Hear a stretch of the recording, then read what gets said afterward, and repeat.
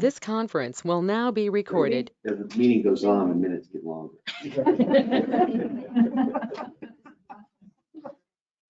Okay, I'm going to go ahead and get started. Good evening, everyone. For the meeting of the Town Commission on April 5th, 2021 at 6:01 p.m. Thank you to those who are listening through our live audio feed. Just a reminder that the live audio feed is no longer interactive. Those that wish to make public comment during the meeting are encouraged to attend in person in our socially distanced chambers or send comments to the town clerk prior to the meeting. Clerk Armstrong, will you please read the roll? Commissioner Herbert? Here. Vice Mayor Cobb? Here. Mayor DePass? Present. Commissioner Pugh? Here. Commissioner Michelin? Here. Please join me in rising for the Pledge of Allegiance. I pledge allegiance to the flag of the United States of America and to the republic for which it stands, one nation, indivisible, with liberty and justice for all. Thank you. Are there any additions, deletions, or modifications to the agenda? I have a suggestion. We should, all just speak up, please. I have a suggestion. Can you hear me now? The mic's on? They're not working yet. I have a suggestion.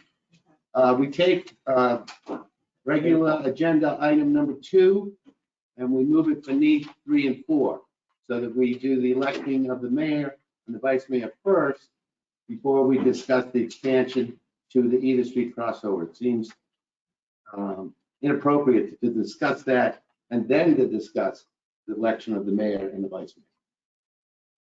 I'm good with that. Commissioner Beschloss?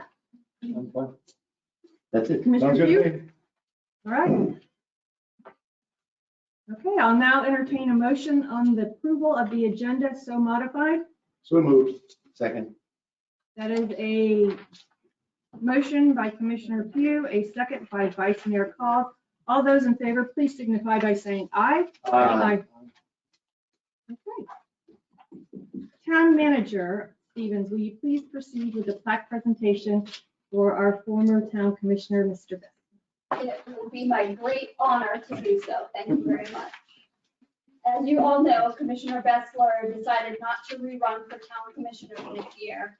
And that really, it kind of, I really wanted him to rerun. He's been a great asset to the town commission, or to the town. He'll be greatly missed by staff, his constituents, and his fellow commissioners alike.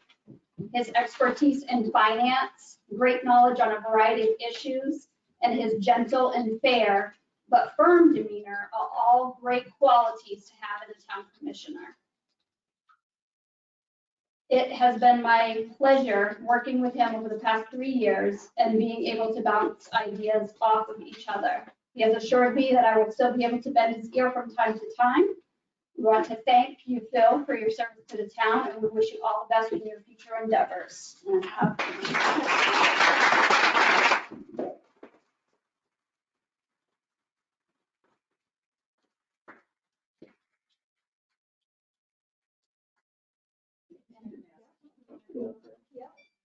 And your fellow commissioner, your former fellow commissioners may have a few words for you as well. Okay, well, let me thank you guys first. Can I take you to this go? First, I want to thank my wife for standing by me for these 3 years. I want to look at it too.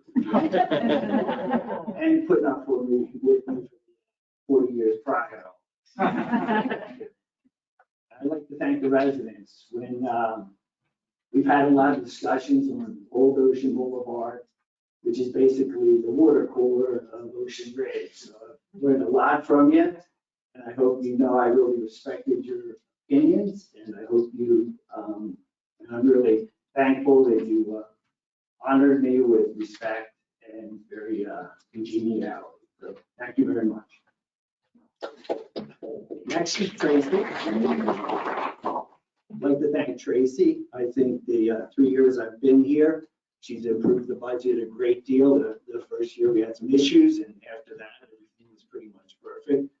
She did a great job. I don't know if you followed the interest income, but it started at 17 grand when we got here. I think this year, the accountant's going to tell you it's over 90,000 for the financial statement. So, and 90% of Tracy, she implemented it perfectly. Al, I'd like to thank you for teaching me how the town runs with the police department. And I don't know if you caught last month's meeting about that stupid resident that left his garage door open. They had to wake him up at 1:30 in the morning. I'm the guilty party. But I will learn my lesson. I don't keep my keys in my car anymore. And the garage door opener is not in the car if it's left outside. So I appreciate all that knowledge. Christine and Jeff, congratulations on your victory.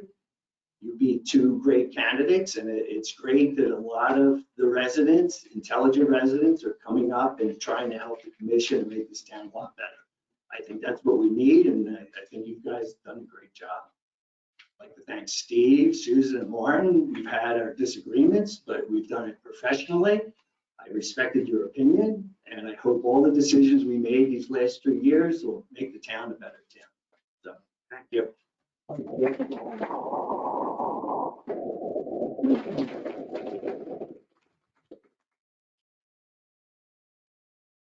Clerk Armstrong, would you please present the March municipal election results? Mayor and Commissioners, the official election results for the March 9, 2021 municipal election were certified by the Palm Beach County Director of Elections on March 16, 2021. The results are as follows. Total numbers of registered voters, 1736. Total ballots cast, 741. Total number of ballots, 1,300. Total of voters who voted at precinct, 416. Total of voters who voted by absentee, 325. Total undervotes were 182. The turnout was 42.68%, and the results were as follows. Jeff Pugh received 440, Christine DeHasas received 364, Carolyn Cassidy received 348, and John E. Kramer Jr. received 148. Thank you. I'll now entertain a motion on the acceptance of the certified election results. Second. That is a motion by Commissioner Hurlbert, a second by Commissioner Pugh. All those in favor, please signify by saying aye. Aye. Just in case you're curious, our newly elected commissioners, Jeff and myself, were sworn in to office on March 15th in accordance with the town charter. However, it is customary to conduct a ceremonial swearing in, really, Yeah. at the first meeting after the election. Town Clerk Armstrong, please proceed with the swearing in ceremony for the newly elected commissioners. I'm going to do you both at the same time. Perfect. And that way, when I say state your name, you just state your name. And let's do it over here so that way everybody can see you all. So we get a mask?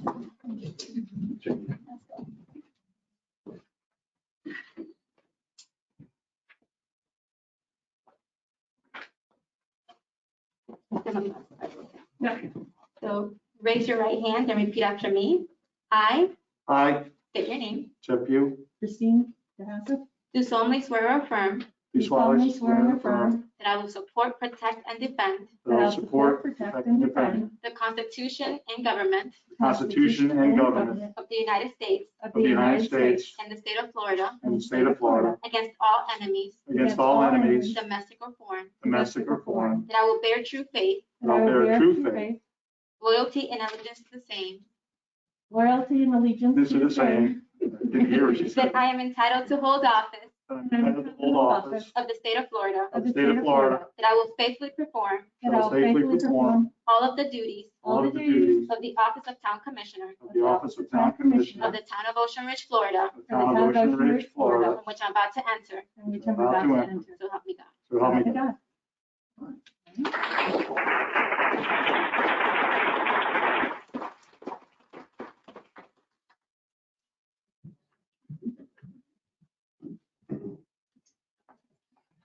All right.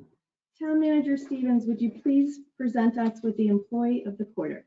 Yes, I would. And unfortunately, she could not make it tonight, but let you know who it was. So, as you know, the Employee Recognition Committee worked on a recognition program this past year. Our first rollout of the program was the annual awards ceremony and dinner where several employees were recognized with a follow-up awards presentation at the January Town Commission meeting. The second phase of the program is the Employee of the Quarter program. The Employee of the Quarter is recognized at the Town Commission meeting, featured in the town newsletter, and receives an award certificate and $25 gift card. Nomination forms were distributed to all employees to nominate a fellow employee for the Employee of the Quarter award, and we received 3 nominations. The Employee Recognition Committee met and voted unanimously to select Police Officer LaQuandra Beckford as the Employee of the Quarter. On February 10th, 2021, Officer Beckford's observant behavior and quick response not only allowed her to avoid a head-on collision with suspects of a stolen vehicle, but her actions were instrumental in the apprehension of the suspects and removing them from the streets of Ocean Ridge. Our sincere thanks go out to Officer Beckford for making Ocean Ridge a safe place for residents and visitors alike.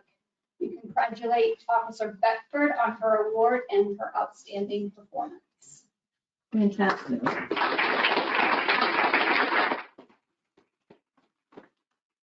Okay, Ron, that's a hard act to follow. I'd like to welcome our town auditor, Ron Bennett. He will be presenting us with the fiscal year 20 annual audit. Mind if I take this thing up? Go for it. I know I've been told I got a face made for radio. But I can still talk a little bit. First off, does this work? Yes. Okay. Madam Mayor, members of the commission, it's truly a pleasure this time. It's been a year since I've been out in public. I've been working from my home office for over a year, and I feel like I've been overly socially distanced. I'll try not to take up much of your time. If anybody has a question, interrupt me at any point. And if I can't answer it tonight, I'll be glad to meet with you later or talk to you on the phone, one or all of it. First off, if you don't have a copy of the report, is it on the website yet? Yes. It's on the website, so it's available in PDF format. Nice report. It's called the report, but there are actually a set of financial statements and 4 reports within this bound document. And the 4 reports, the first one is the independent auditor's report on pages 1 through 3. That's where we give an opinion on the financial statements, and I'm delighted to say again this year, we believe based on our audit that the financial statements are fairly stated in accordance with generally accepted accounting principles. The last 6-7 pages or so of the document are 3 other reports. On pages 66 and 67, there's a report that's got about 35 words long, but basically it's a report on internal control and compliance.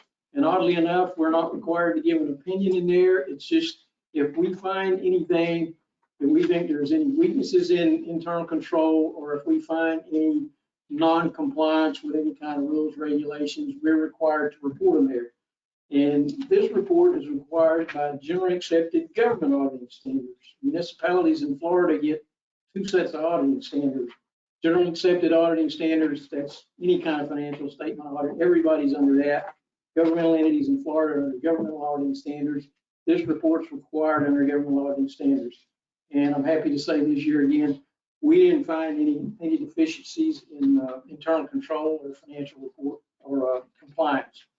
The next 3 pages, 68 through 71, is a management letter. It's required by the Auditor General of the State of Florida. It's basically a boilerplate document that we have to comment on certain items. They give you the language and either say everything's fine or there's an issue here. And I'm happy to say again this year, we didn't find anything that there were any issues that needed to be reported. The last report is an independent accountant's report on compliance with section 218.415 Florida statutes. If you're not familiar with it, that's the Florida statute that says the types of investment that municipalities can invest their surplus funds in. I'm happy to say that again this year, based on our audit, we found that the town was in compliance with the statute. I said there's a set of financial statements in here. I understated there are actually 2 sets of financial statements on 2 different bases of accounting. And that would really put you to sleep if I start talking about the difference between full accrual and economic resources and modified accrual and current financial resources.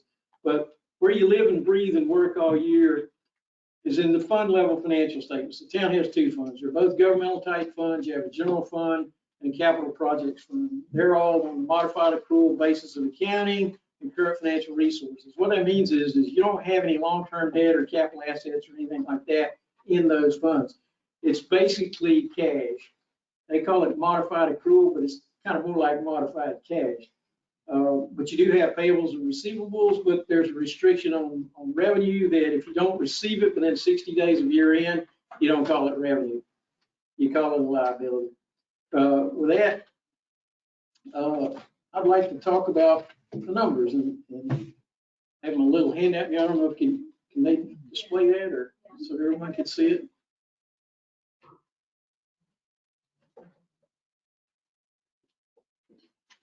I'll just gotta go through that. Yeah, let's go to page 1, next page. Okay. What we have is a 5-year trend. This is governmental revenues. This includes both funds. I've combined the general fund and the capital projects fund. So these are your total revenues for the town. And 5-year trend, we'll look at the chart in just a minute on the next page. But compared to last year, total revenues increased 6.9%. Increased from about $7,382,000 to $7,891,000. It's about a $508,000 increase. It said that's approximately 6.9%, and it was kind of a mixed bag. Property taxes increased $273,000. Licenses and permits decreased $117,000. That's primarily building permits. As you know, they run hot and cold. They can be really high one year, and a lot less the next year. For example, within the last 5 years, they've been as high as $669,000, as low as $268,000. Just depends on what the housing market's looking like at the time. Charges for services increased approximately $245,000. This was the new old contract with Briny Breezes. Several years ago, you provided police services, and now you've started up again. So that's basically what that's all about. Grants. Talk about a day late and a dollar short. This is money from FEMA for a hurricane that happened. Was it 2017 or 18? I forget now. I think it was 18. 18 came through in September of 8 Irma. I get them mixed up between Matthew and Irma and all the rest of it. But you got 192,000 finally. It's a good thing you didn't need it right away.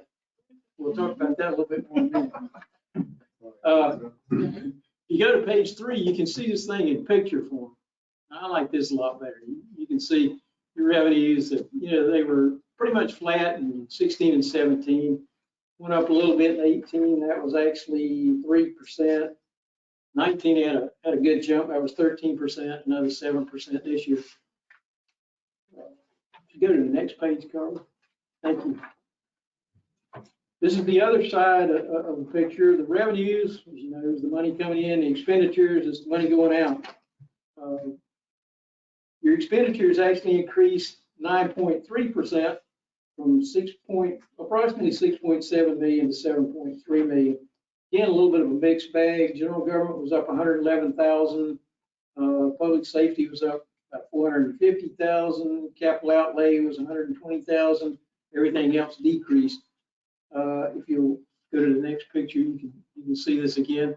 You've had almost looks like a nice general upslope. They almost go up in the same increments. Percentage-wise, from 16 it went up 2.6%, 17 6.3, 18 4.7, 19 5.1, and 20 9.3.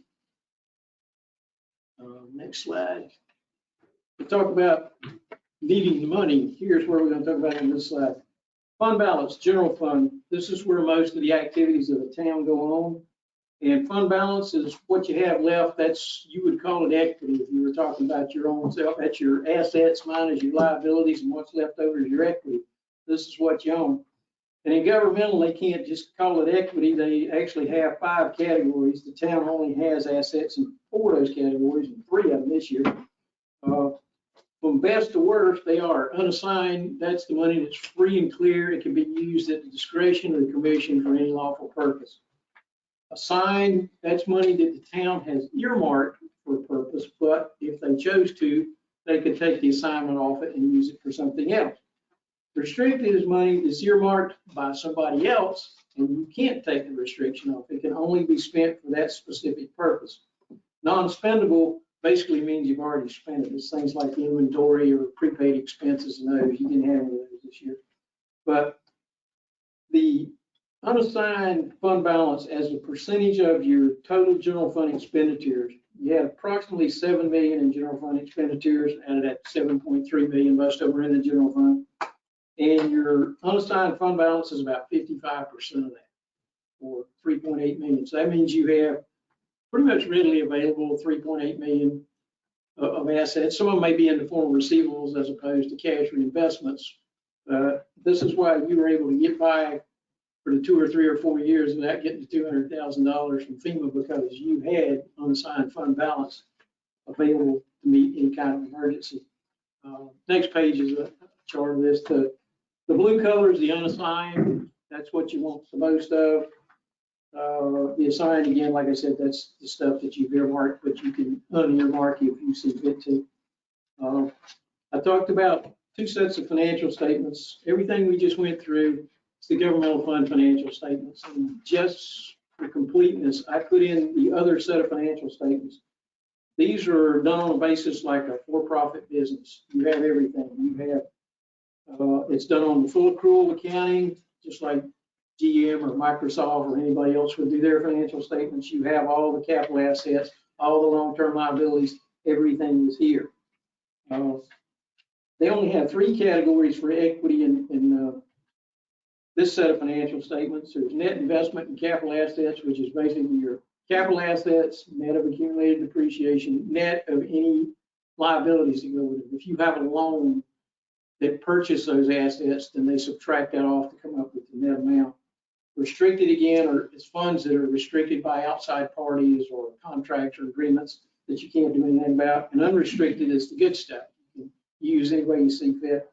So on this basis, it's a little smaller here. It's 2 million. And then the changes in net position, in a for-profit business, you'd call this the income statement. It's your revenues, again, on a full accrual basis.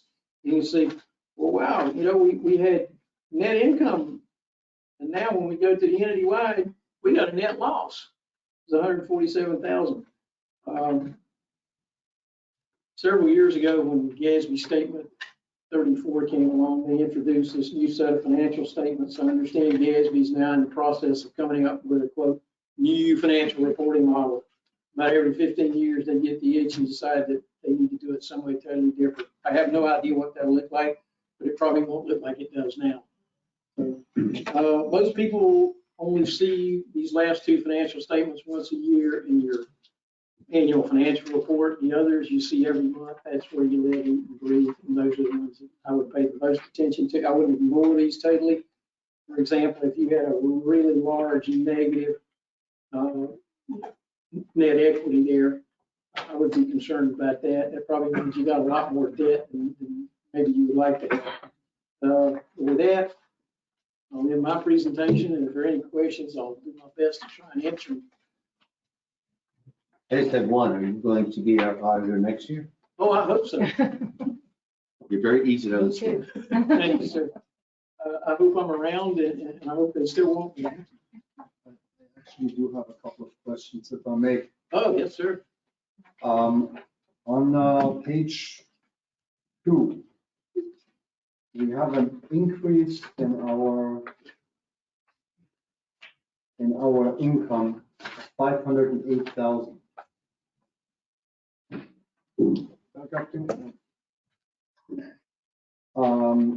The 508,000, that was not projected by us last year. So when we did the budget, and we originally talked about the budget and the budget shortfall, which was substantial, those 508,000 will come off. So actually not 700 and some thousand as we had projected. In the whole, we're only at this point, I guess, 200,000. Yeah, can I answer that real quick? Yeah. If you want to go to the page that says fund balance, general fund. Real quick, okay, that one right there. So you can see over the years, if you look at your totals, you're gonna see that the total fund balance has gone up every single year. So we budget with a projection of what we think we're gonna need if we were set out to do every single thing we wanted to do throughout the year. Things happen throughout the year, we lose personnel throughout the year, and we don't fill those positions for a few months while we're looking for somebody else, things like that happen. If we're short-staffed, we might not get to do all the projects that we had budgeted for. So that contributes to it, but we still have to budget for it, like we were going to use it. Typically, we don't end up using that fund balance, and our fund balance has grown, as you can see, 2016 to 2020, it grew every single year. So the budget is a projection, doesn't mean we're gonna use the fund balance, it just means we're projecting that we might have to. The reason why I'm bringing it up is since we have a very nice crowd here today, this is one of those things that everybody got scared of last year, that we all of a sudden had $700,000 to go in the hole. And now that we're actually getting our audit back, now things are looking a whole lot brighter on the other side.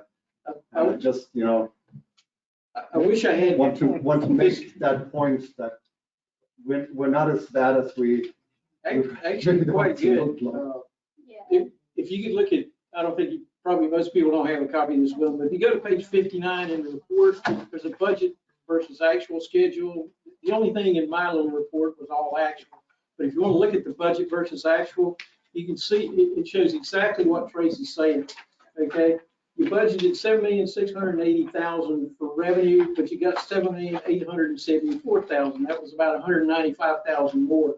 Most people want to budget conservatively on revenue. If I have a variance, I want to get more than I expected, not less. That's kind of a bad thing. Same thing she said exactly on expenditures.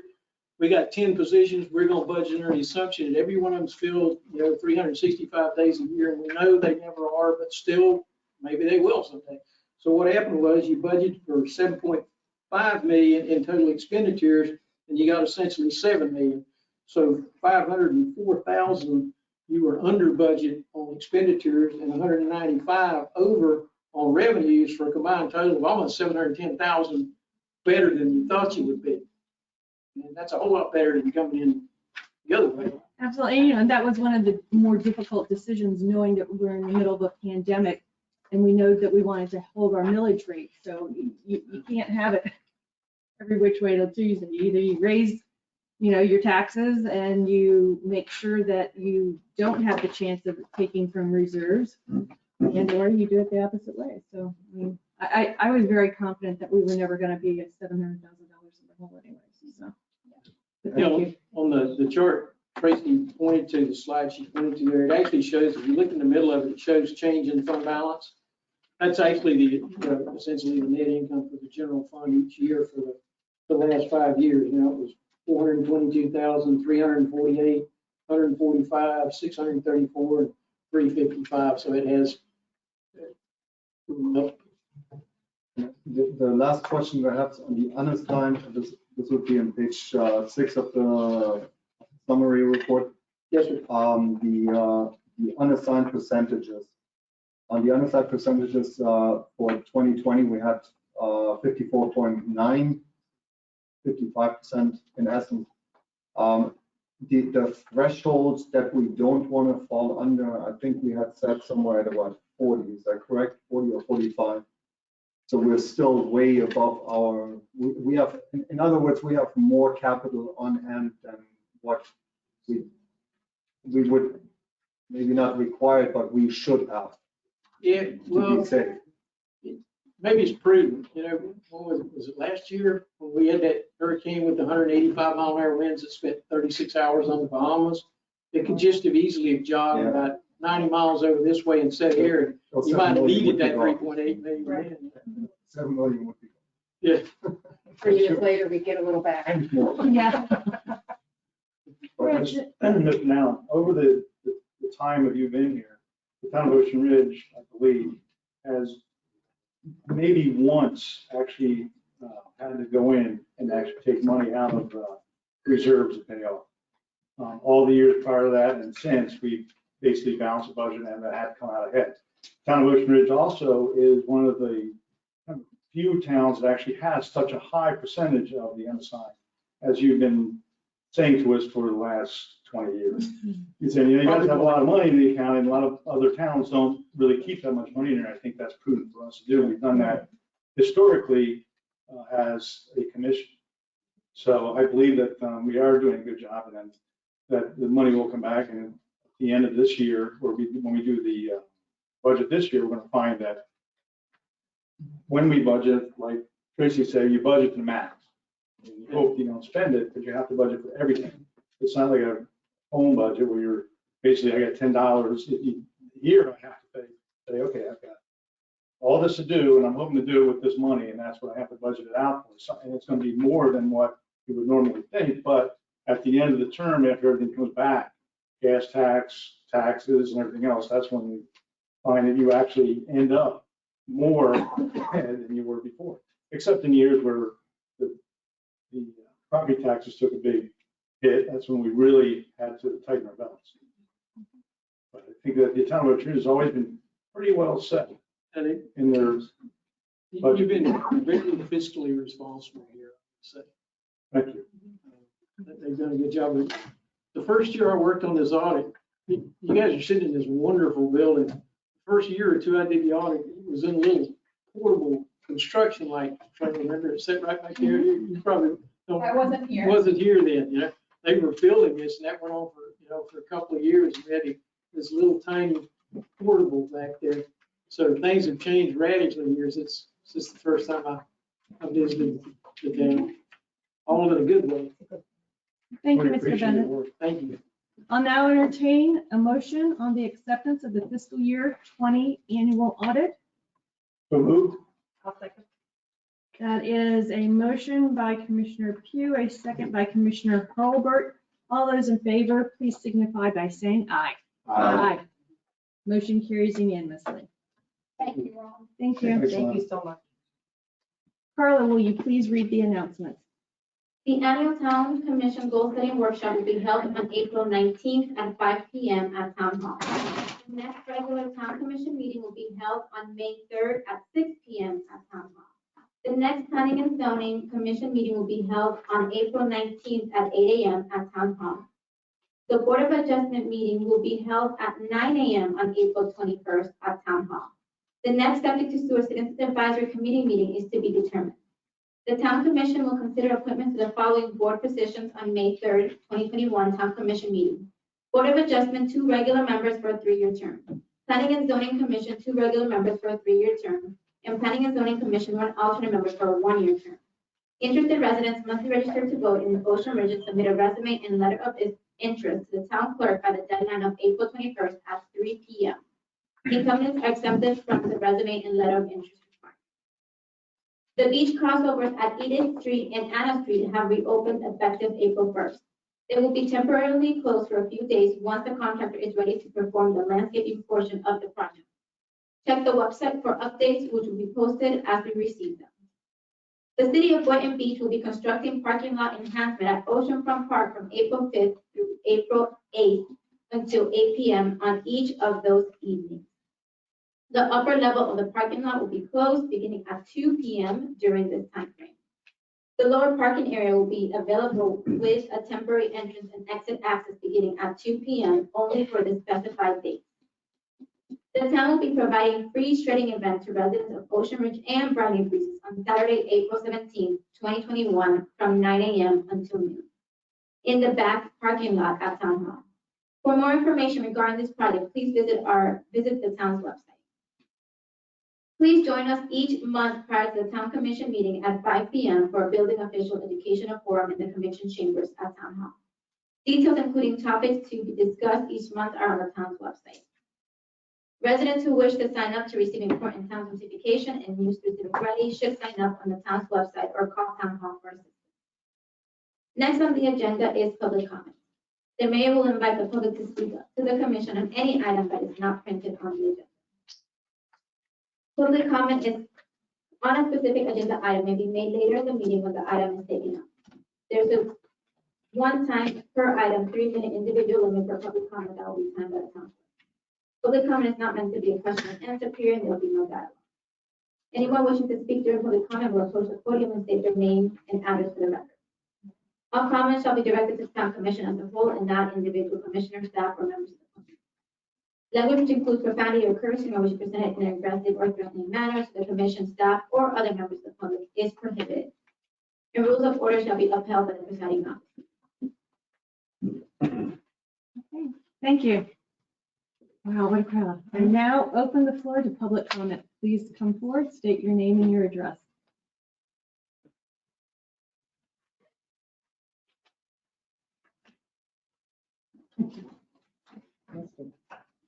Just way in the back there. We missed you, Mr. Brown. Yes, we do. Also, with all these people in here, I recommend you open the door and get some fresh air moving through here. Really? I can take this off the top? Terry Brown on Harbor Drive South. I just also want to congratulate the winners of the recent election.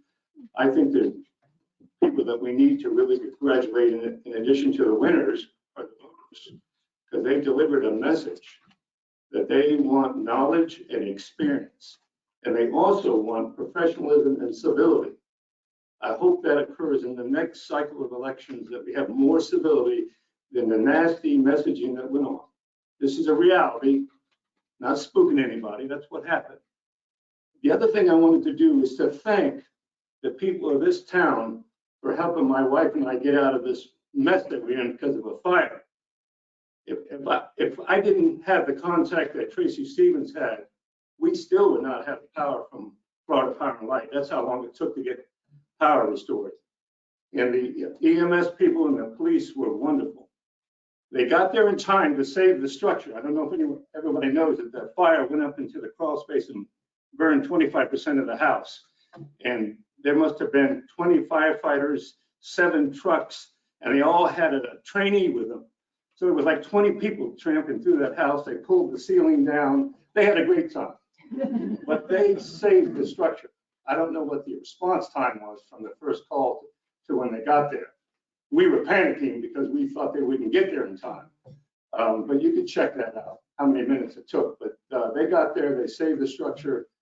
We had to move out, of course, we were displaced, but we didn't leave Ocean Ridge. We went right over to Sailfish Lane and kept an eye on everything. But anyway, everybody, the chief, the clerk's office, Mr. Guy was wonderful. He failed the roof the first time he inspected it after it was finished.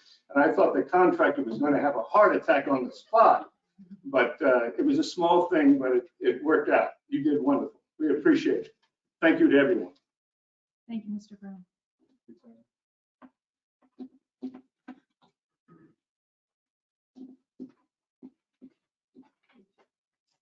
Ted Rotota, 4 Hudson Avenue. I too would like to congratulate the mayor on her re-election and Mr. Pugh on his election or re-election, whatever we may want to call it, but welcome back. I'd like to thank all the commissioners, the town manager, and anyone else that may have been involved in overseeing the beach seawall installation project and making sure for the public and the residents, these gentlemen were on time with getting our accesses reopened. I spent a lot of time on the beach speaking to several of the different workers and engineers. They were all very cordial, answered my questions, and very nice to me the entire time. I kind of was surprised about that, but it was a good thing. I'm thrilled that this project is nearing its end. I do, however, have to mention one of the oceanfront property owners mentioned to me that the town was not willing to replace a few of the trees, tall trees, that were removed and reported to be on the town's right of way. Wasn't, and I don't know the details, wasn't the agreement that the beach access was going to be restored to the same aesthetic way it was before the project was started. I'm sure that is what we were told. I sure hope the town doesn't come up short on their end. The residents want to see it back the way it was. Please keep that in mind. Thank you. Thank you, Mr. Rotota. Any further public comment?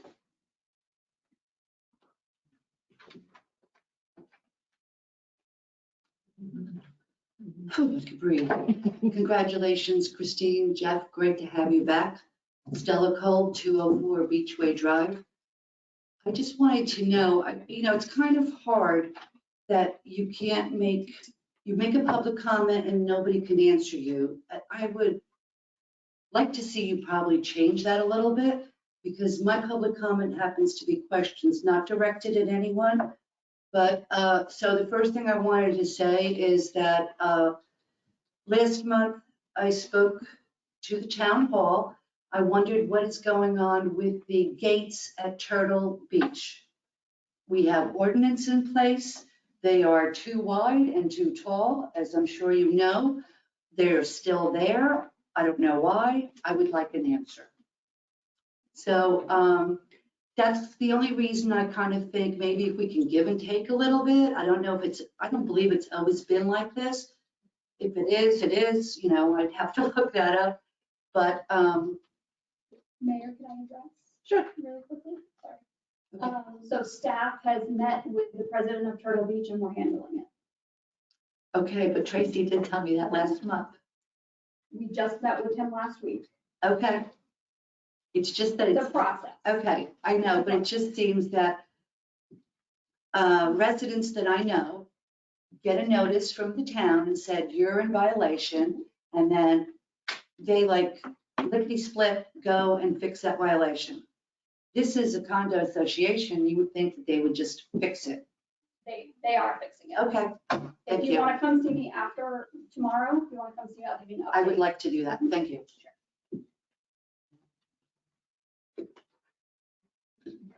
Any further public comment?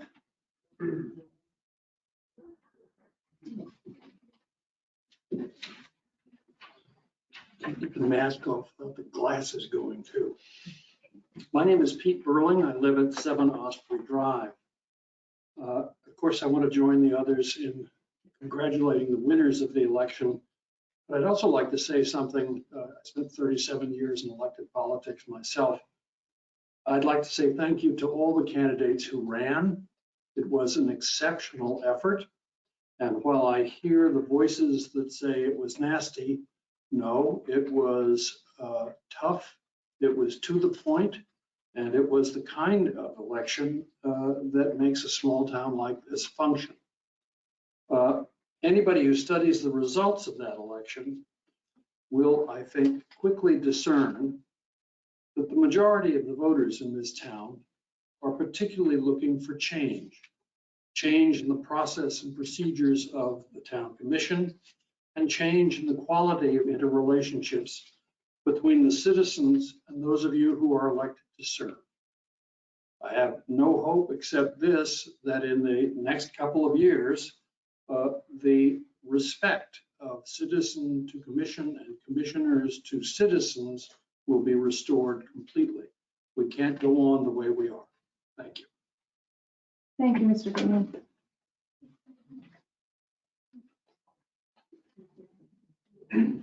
May I clarify before my comments, will there be time for public comment on the mayoral election, or is that time now? That time is now. Okay, very good, thank you, appreciate it.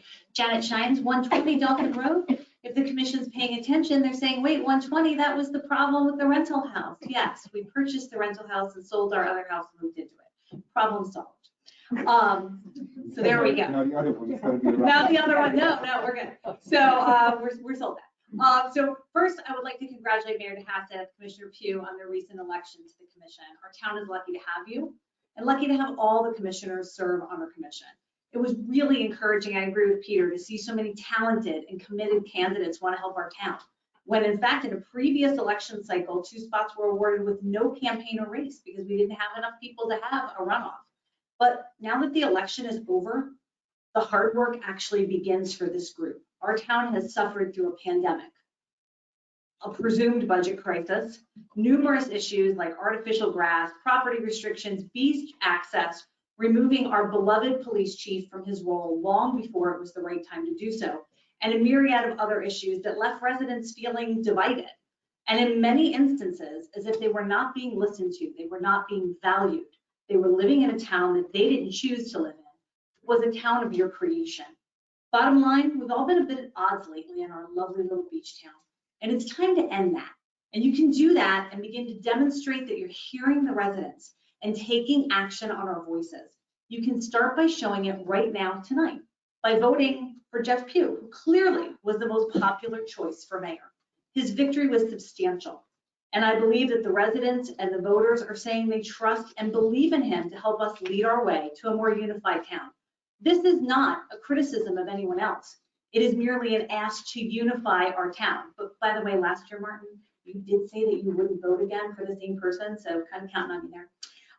And so I just wanted to say that our town really needs to recover on a lot of levels and begin to start planning for our future, a future that goes beyond restrictions in our building codes and our planning and zoning, and into the real things that are facing us from across the street and across the intercoastal. P.S. in closing, fair warning, I'm going to be coming back every single month to ask you to reconsider having Chief Hutchins leave next year. I think it was premature. I think our town has a lot facing us in the next few years, and I see it. We've got cars racing through town. We have 360 apartments coming. We need strong leadership like his to help us get through it. Not anything against his replacement. He'll be great when the time comes, but the time is not now. Thank you for your time. Thank you for your service. Thank you, Mr. Chair.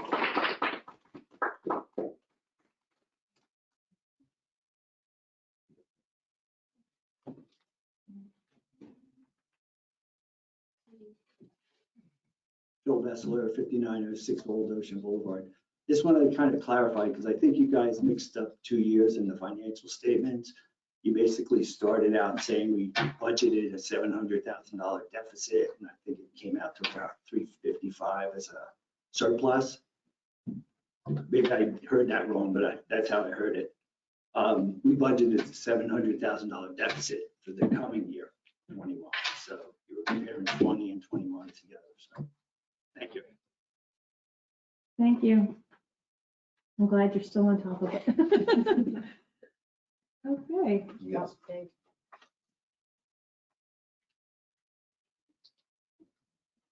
So just so I have a clarification before the clock starts, Carla, we can discuss the election for mayor at this point, correct? You would like.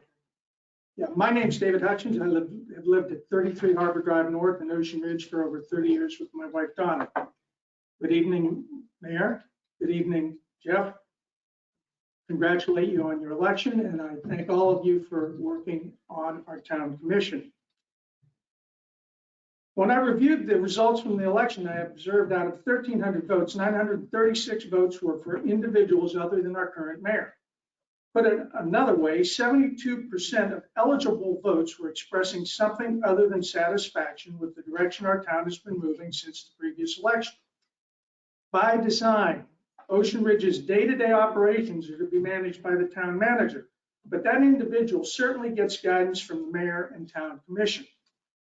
In the last year, I believe the town has removed 2 full-time police officer positions from the budget and has also managed to offer our respected chief a 1-year contract that required him to retire at the completion of the contract period.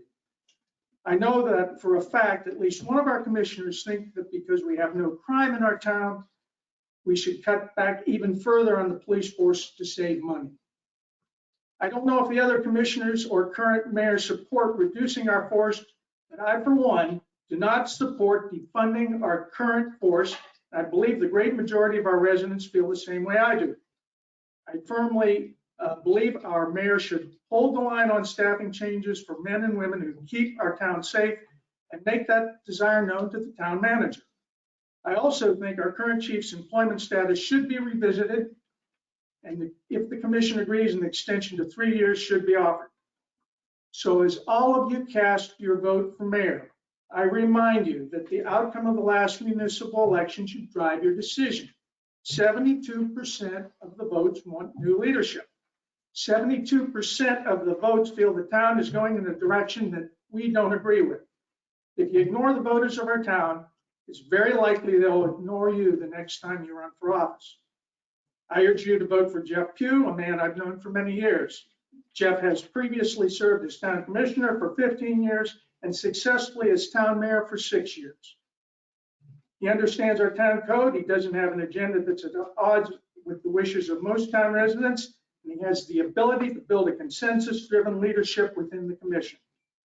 I'm making my opinion known without animosity or complaint to any person I'm addressing, and I'm certainly not acting on the wishes of anyone else on the commission.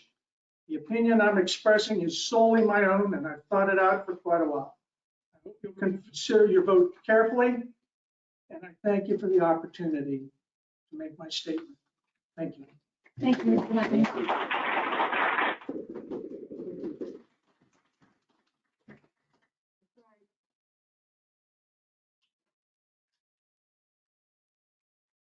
Any further public comment?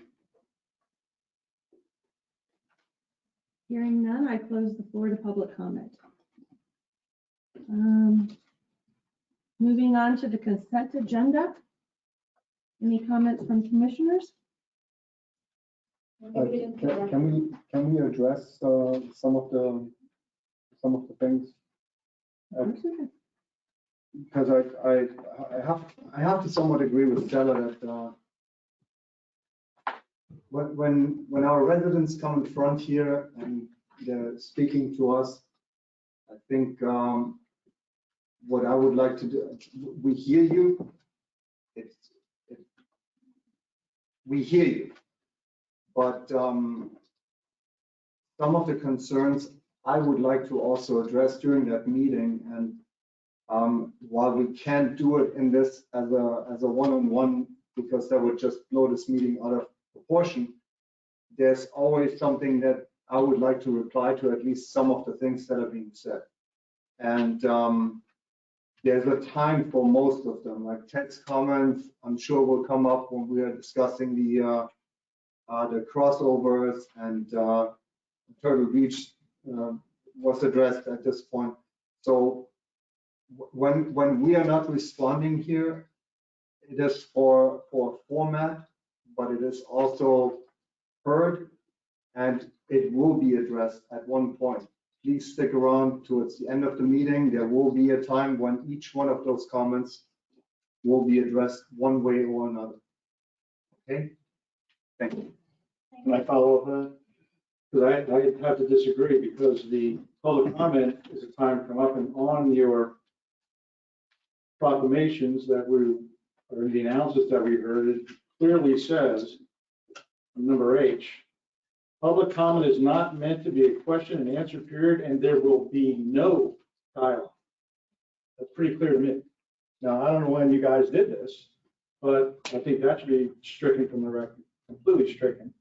I think that when people come up here and they don't go to the meetings a lot and they have a question, they can't get a question answered by the town staff, they should be able to come up here and ask a simple question. I don't think there's anything wrong with that. And when you're saying that all your questions will be answered, well, when we have other parts of the meeting, you can come up and you can address the commission at that time and make a comment on what we're talking about. However, that itself has been skewed as well, because now the public comment is prior to the discussion.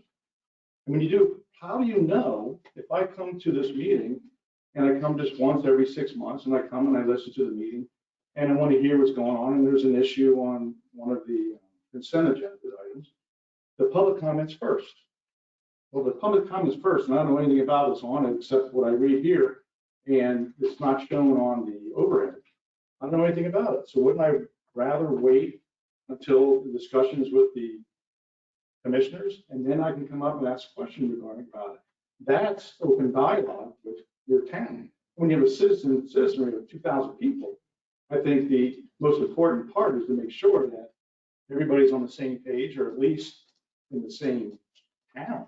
I mean, you come up and you ask a question about, you can't even answer a question. In fact, the way I look at it, to ask for public comment prior to the consent agenda or any item on the consent agenda is a way of suppressing public comment. Because you don't want to walk up here. It takes enough for somebody to come here and walk up to the podium in the first place to even ask a question. And when they come up, they don't want to make a fool of themselves. They ask a question that, oh, well, we're going to talk about that during our discussion. Why not do it the way we used to do it, and at least have a discussion on the item and then ask for public comment? And then a lot of times, those people who have come up may actually offer something that may help us make a better decision. Well, That has happened more. we actually do have comment on every regular agenda item. So the only items that you're talking about is the consent agenda.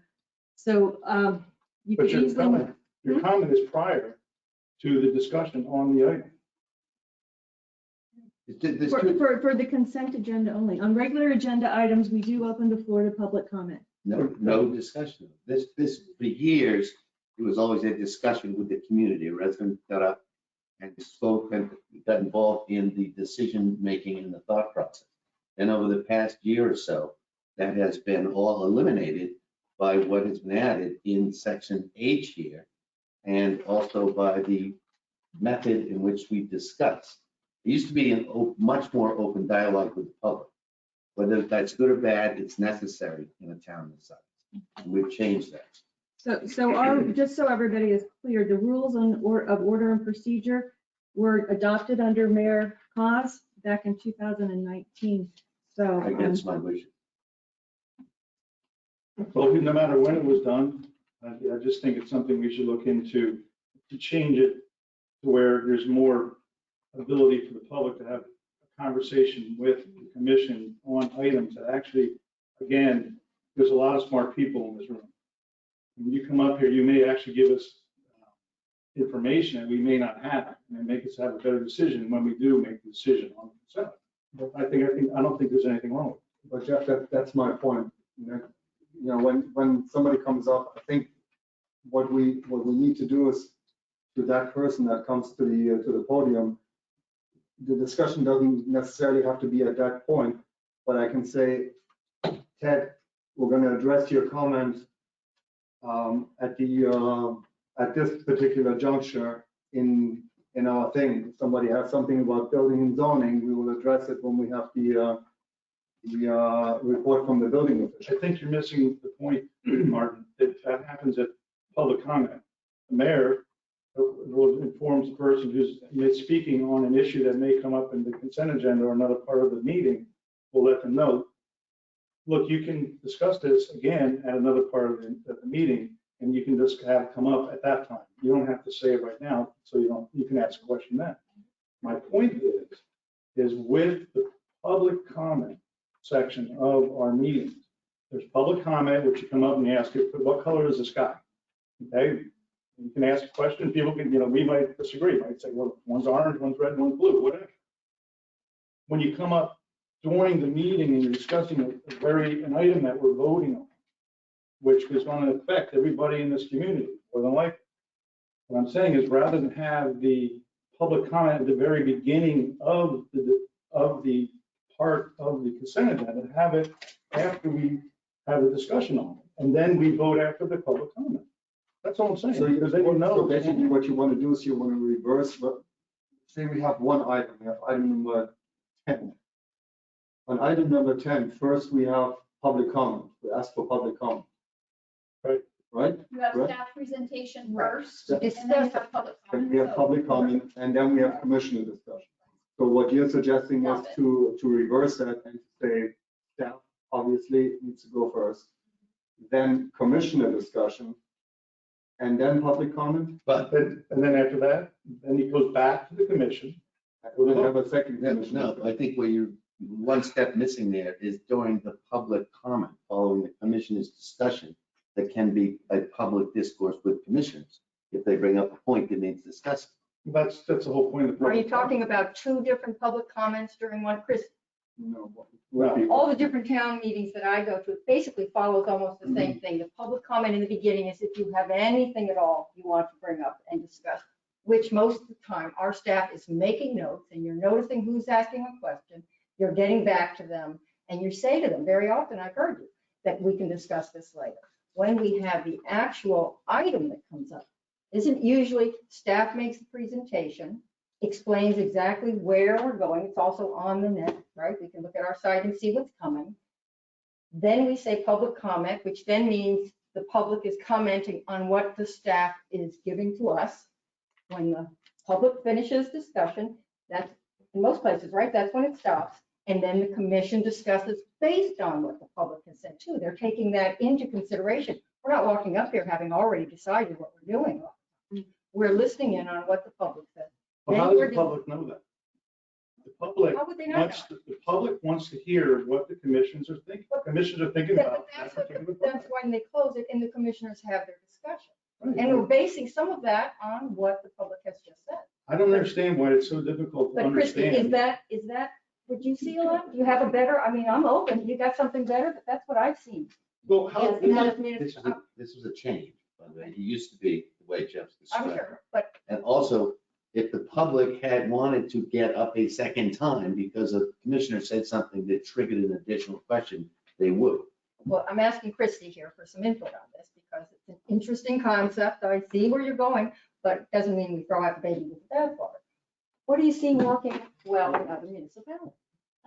Yes, Madam Mayor, if I may respond to the question. What I see in other municipalities is very similar in terms of a staff, on a regular agenda items. Right. The staff makes a presentation to outline the issue, then you allow for public comment, and then the commission either makes a motion and then has a discussion and vote, or they have a discussion that formulates your motion, then motion is made and there's a vote. So there is one shot at public comment and it typically comes before your commission discussion. And after the staff explanation of what it is that we're discussing. Right, now that is also consistent with your rules that you adopted, that on regular agenda items, staff presentation first, public comment is closed. The chair is allowed to direct how public comment may be asked if there is a question.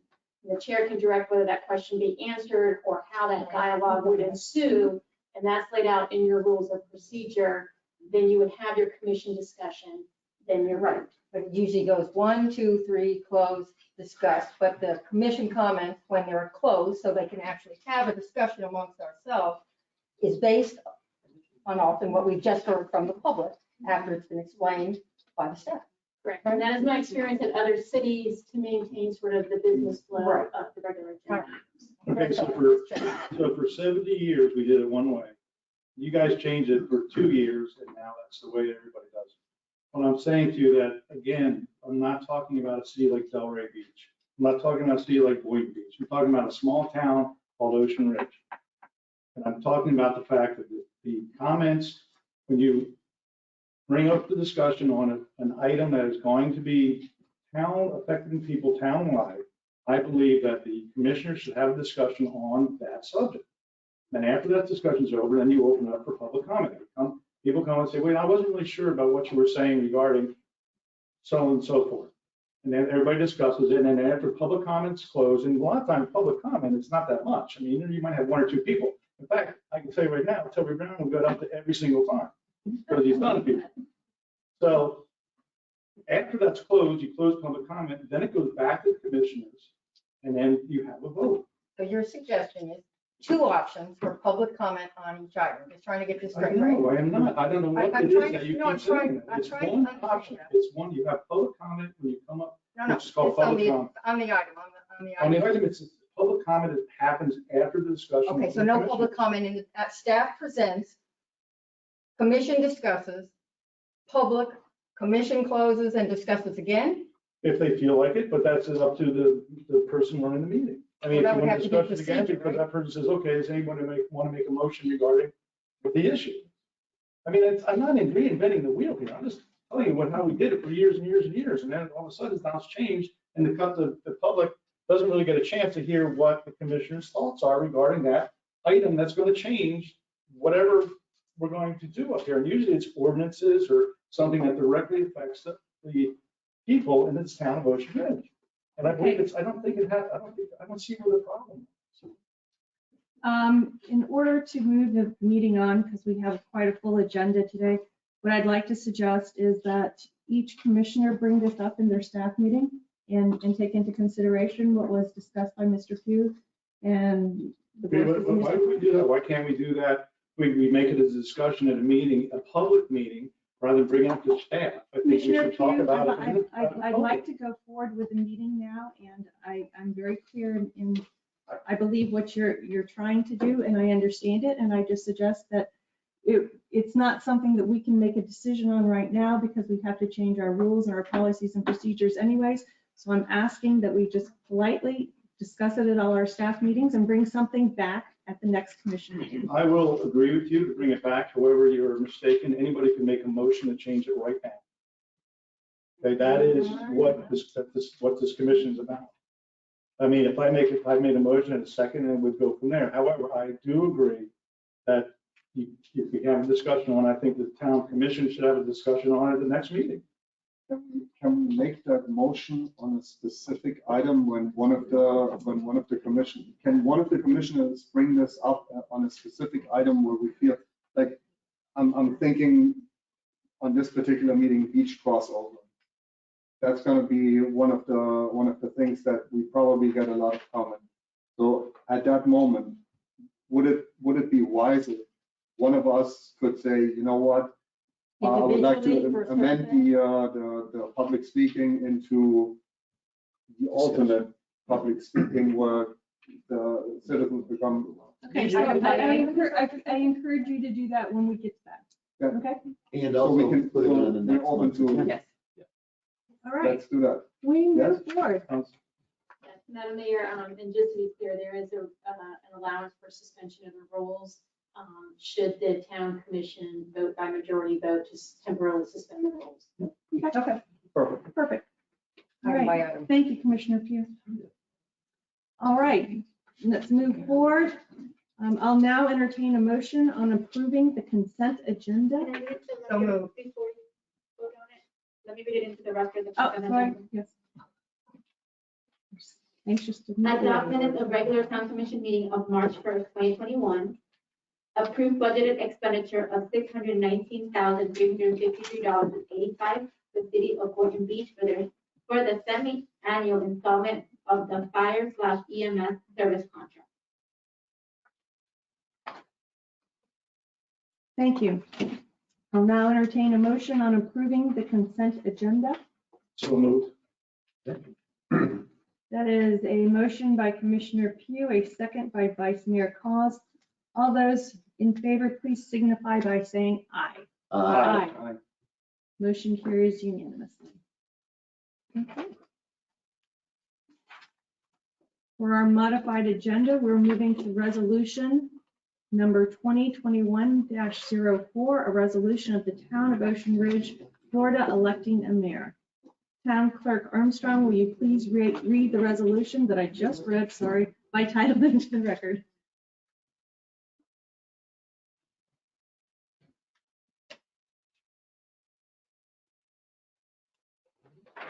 Resolution number 2021-04, a resolution of the Town Commission of the Town of Ocean Ridge, Florida, selecting a mayor for the Town of Ocean Ridge, Florida. Okay. I'll now open the floor to public comment.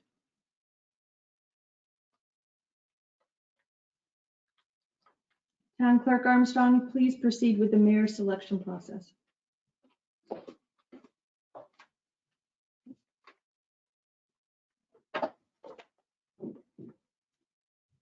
And just for the public to note, as you know, the town charter provides that a mayor and a vice mayor be selected by the town commission members at the first meeting following the date of the March municipal election. Therefore, mayor and a vice mayor will need to be chosen tonight. I have prepared ballots and I will distribute them now.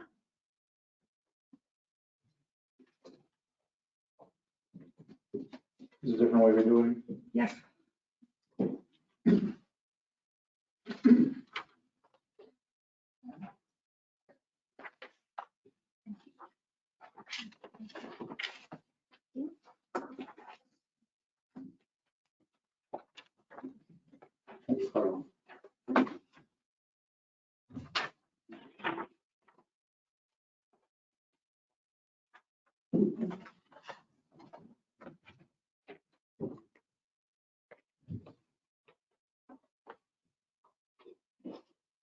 I have collected all the ballots and they were to choose only one candidate.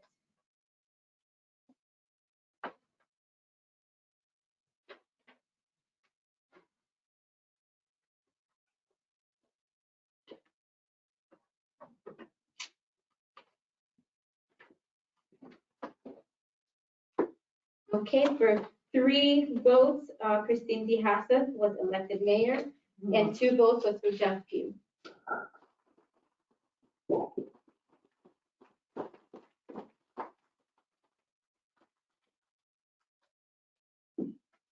Thank you. I'll now entertain a motion on the adoption of resolution number 2021-04, selecting Christine DeHassett as mayor. So moved. Second. That is a motion by Commissioner Hurlbert, a second by Commissioner Vishalak.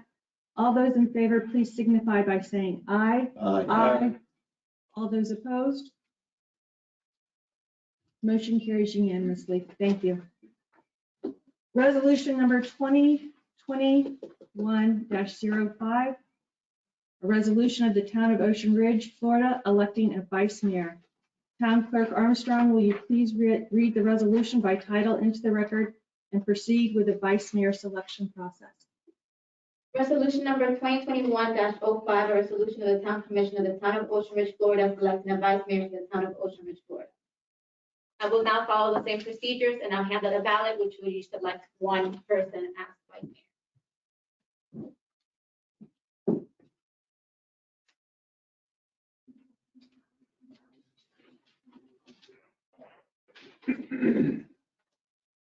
So is this made public after the meeting? Yes. It's public record.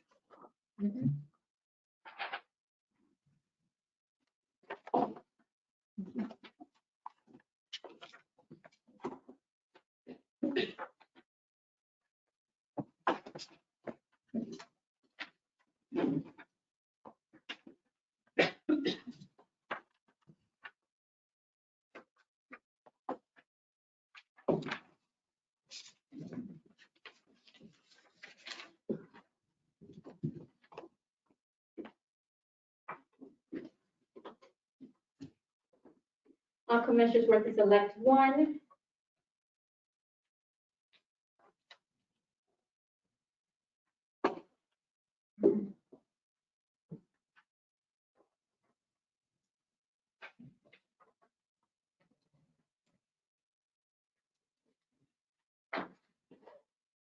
Okay, for 3 votes received by Susan Herbert and 2 for Jeff Pugh.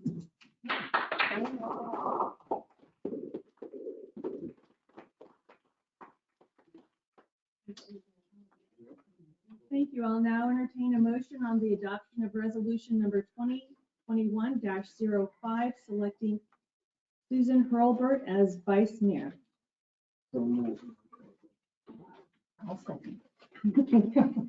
That is a motion by Commissioner Vishalak, a second by Commissioner Hurlbert. All those in favor, please signify by saying aye. Aye. All opposed, please say nay. Motion carries unanimously. Congratulations, Vice Chair. Can we use this moment for some of the public comments, addressing some of the public comments? If it has to do with the With the election. election. Particular, if I may. Yes.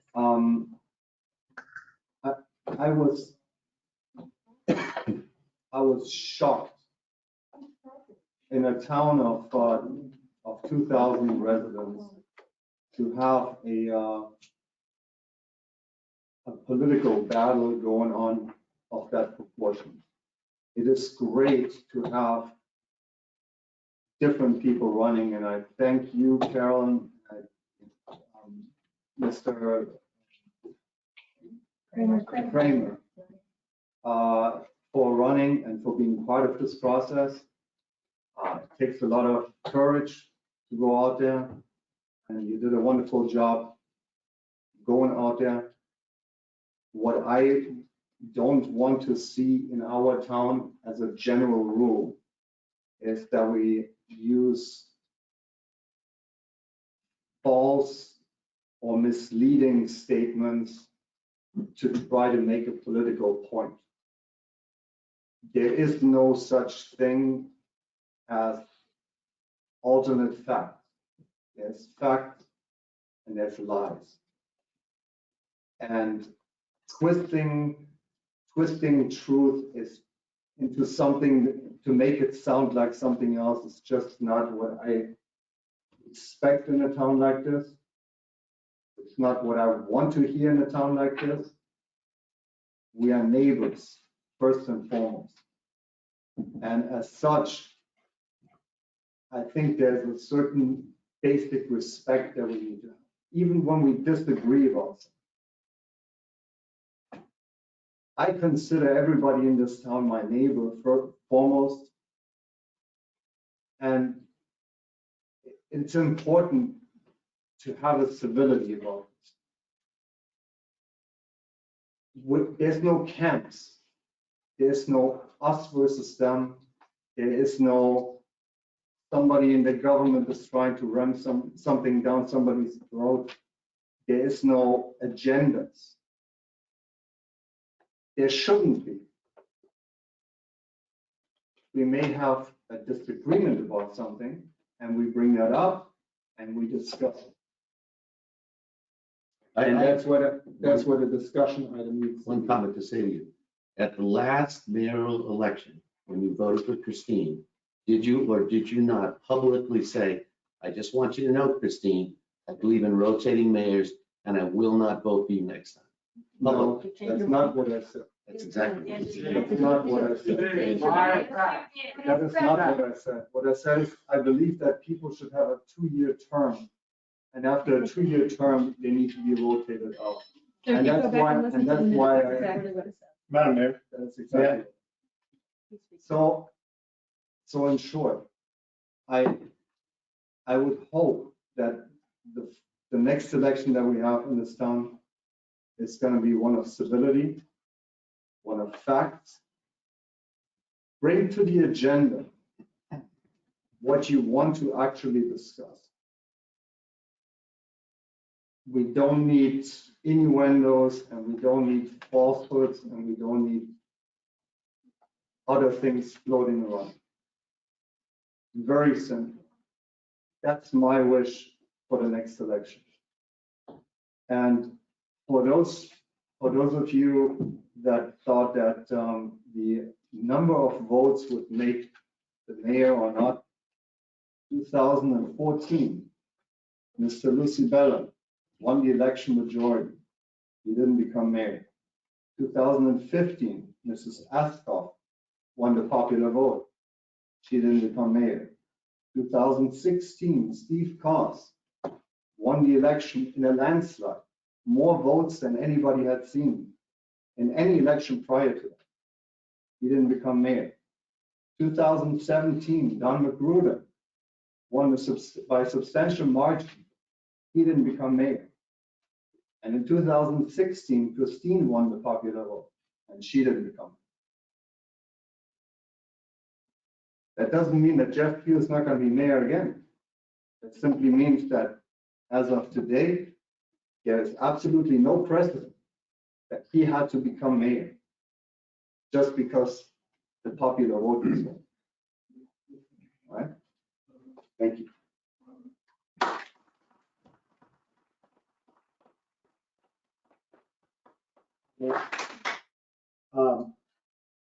I agree with you, Martin. In fact, some of the times that when I was mayor, I wish that somebody would have wanted to be mayor. Because then you forget that people sometimes just don't want the job. But the main one thing I want to say is that nice speech, appreciate it. But however, I would suggest that in the future, anything like that would be done at a commissioner comments part of the meeting, and we can proceed with the meeting as you have done on the agenda. That's all I'd like to see.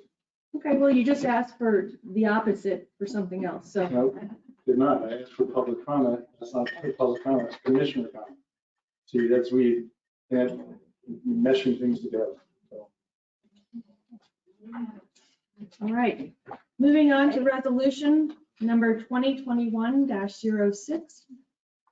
Clerk Armstrong, will you please read the resolution by title into the record? Mayor, Yes. can you back up to number 2 first? Oh. please? Hello, sorry, yes. Yeah, I forgot. Okay, agenda item number 2, expansion to Edith Street crossover steps to add seating. Town Manager Stevens, will you please advise us on this item? Yes, Mayor, thank you. As directed by the commission, town staff met with citizens group representative to review the landscaping plans to restore the Edith and Anna Street crossovers. We came to an agreement on the landscaping plans with the contractor. However, the citizens group also requested that the Edith Street crossover steps be expanded to add a bench for seating, enough for 2 spaces looking north and 2 spaces looking east. and a small lookout platform similar to the seating area at the town's Diamond Beach public crossover. The contractor originally agreed to fund the expansion and received DEP approval. However, after speaking with his client, he is no longer willing to expand the crossover at his expense, and as his client is opposed to the expansion. This is coming before the town commission for a policy decision to be made regarding the expansion of the crossover steps. There are conflicting opinions from residents as to whether or not this should be allowed. As this is not a life safety issue, but a quality of life issue, town staff is not prepared to make a recommendation at this time. The town commission could either approve the request for the expansion, deny it, or defer it to a later date. However, please keep in mind that any expansion would be at the town's expense now, so we would need to obtain quotes for that. And have we received any public comment from the neighbors? Yeah, and we also have one of the neighbors' representatives here to come to the podium to speak as well. Okay, so would we like to suspend our rules and have commissioner discussion first after the gentleman does a presentation and then do public comments?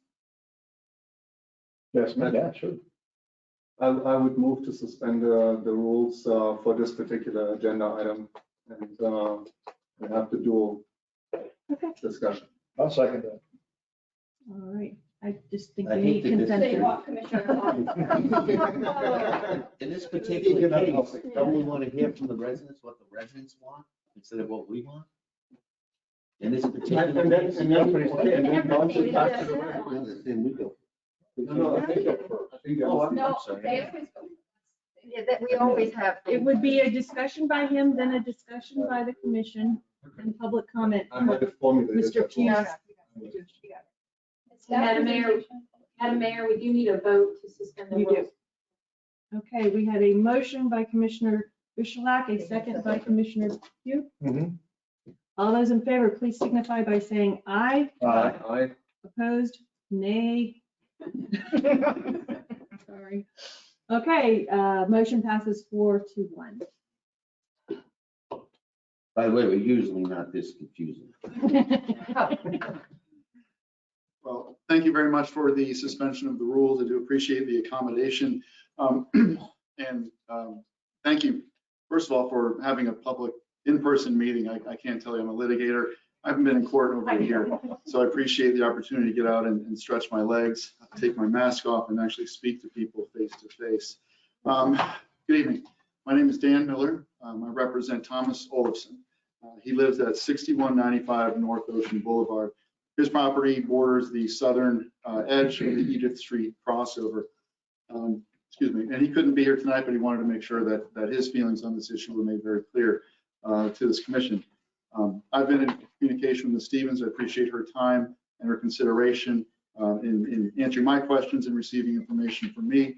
I have provided her with a letter that I emailed late on Friday with some enclosures, also some additional information today in the form of emails with several photographs that I took at the Edith Street crossover yesterday, and also at one of the Diamond Beach crossovers that she mentioned in her memo. Yeah, those materials have been, I think some were given to you in advance of the meeting. I brought more copies with me, and then there's some additional photographs in there that we can talk about. Now, the first issue really to discuss from Mr. Olofsson's perspective is just the impact that this proposal is going to have on his property.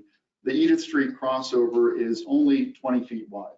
And I don't know if any of you have been, I'm assuming you've all seen it at some point, are familiar with it, but it is only 20 feet wide.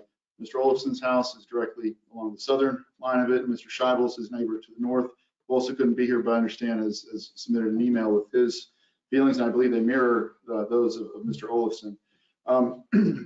It's only 20 feet wide. The platform that's on this sketch that's been submitted to the commission looks to be 14 feet wide. And so if this platform with benches was placed in the center of the 20-foot wide access way, we're talking about 3 feet on either side of that to the property lines. And you can't see that on the sketch that was submitted. The sketch is just a sketch of a platform. But in the photographs that I've submitted, I show you right where the property line is. There's a large front end loader that's parked right there now. And as I explained in my emails to Ms. Stevens, that front end loader is about 4 feet from the property line. So the platform is going to be even closer to Mr. Olafson's property, and similarly on the other side to Mr. Scheibel's property. And so what that means is that there's going to be, if this were to proceed and actually become reality, there's going to be a platform with benches 3 feet from Mr. Olafson's property, basically in his backyard. This incredibly close proximity, like I said, you can't see it if you just look at the sketch, but if you look at the photographs, there's one right there. And if you see to the left, this photograph is facing to the west, and Mr. Olafson's house is the yellow house to the left, which is on the south side, and that's Mr. Scheibel's house on the right. But if you see the rebar post sticking out of the ground, that's where Mr. Olafson's wall was and will be reconstructed when the project is over. And you can see the front end loader there. That space between the front end loader and that rebar is about 4 feet. So if this type of platform were to be constructed, it's going to be even closer to his property than what you can see with this front end loader there right now. And the proposed design of this platform with the benches, it's going to invite people, not just to cross over and get to the beach. It's going to invite them to stop, to linger, to sit, to rest. Who knows for how long? Maybe they'll have a cigarette, maybe they'll have a drink, have something to eat. And again, it's basically in Mr. Olafson's backyard.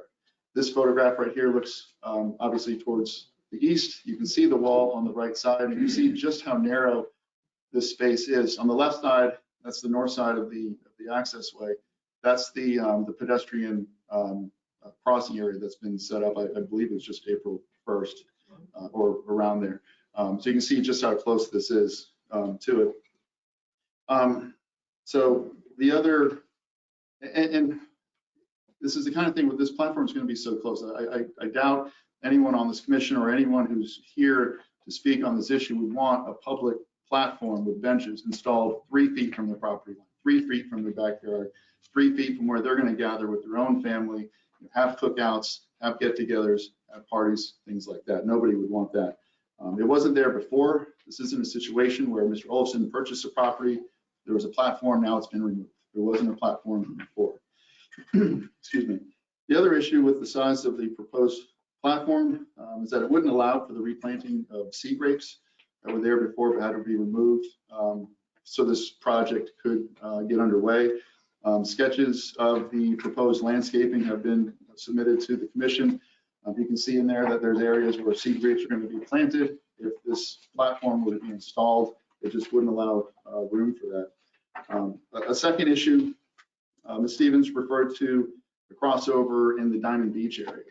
And I went there, I took pictures, and they were submitted to the commission as well. And confirmed with Ms. Stevens that the pictures I took were of the same crossover that she was talking about, roughly the 5450 Old Ocean Boulevard. It's a nice crossover, nice walkway, nice platform there with benches, but the clear difference that you can't see by looking at the platform, the sketch of the platform itself, is that there's no houses anywhere near that platform. The houses are all on the other side of the road. We all know where those houses are. We're talking about a platform within 3-4 feet of Mr. Olafson's yard. The platform down by Diamond Beach, there isn't a house within 100 feet of that platform. And we've submitted some drone photos to show that, one of which actually has a measurement on there that from the platform to the residences across the street, it's about 100 feet or so. So we're talking about a difference of 100 feet between the platform and houses, and then 3 feet. Now the rough sketch that was included with Ms. Stevens' memo, it was actually done by an employee of the contractor that's doing the seawall project for Mr. Olafson and his neighbors. It wasn't actually approved by the contractor, it wasn't approved by Mr. Olafson, it wasn't approved by any of the neighbors who were involved with the project. It's a sketch that, as best I can tell, was done by hand. Doesn't appear to even be to scale. There's no technical information on it. There's no engineering that's been done. It's simply a drawing that anybody, any of the commissioners, could have done. I could have done, put together a platform. Oh, here's something that I would like. It's the kind of thing where you can't really make any sort of educated decision about it. It's just, here's a platform. It looks nice. We'd like to have it. In this kind of process, you need more information than that in order to make an educated decision about it. Excuse me. in closing, the purpose of a crossover is just that. It's a crossover. It's to get people over to the beach. There are pictures included in the materials that I've submitted that show what it looked like before this project was underway. And it was just a simple set of stairs down to the beach. There was a landing a little bit closer to the sand. That's all there was. And that served its purpose for years. I don't know how many years that's been there, but it's obviously been serving its purpose that entire time, and there hasn't been any problem with it.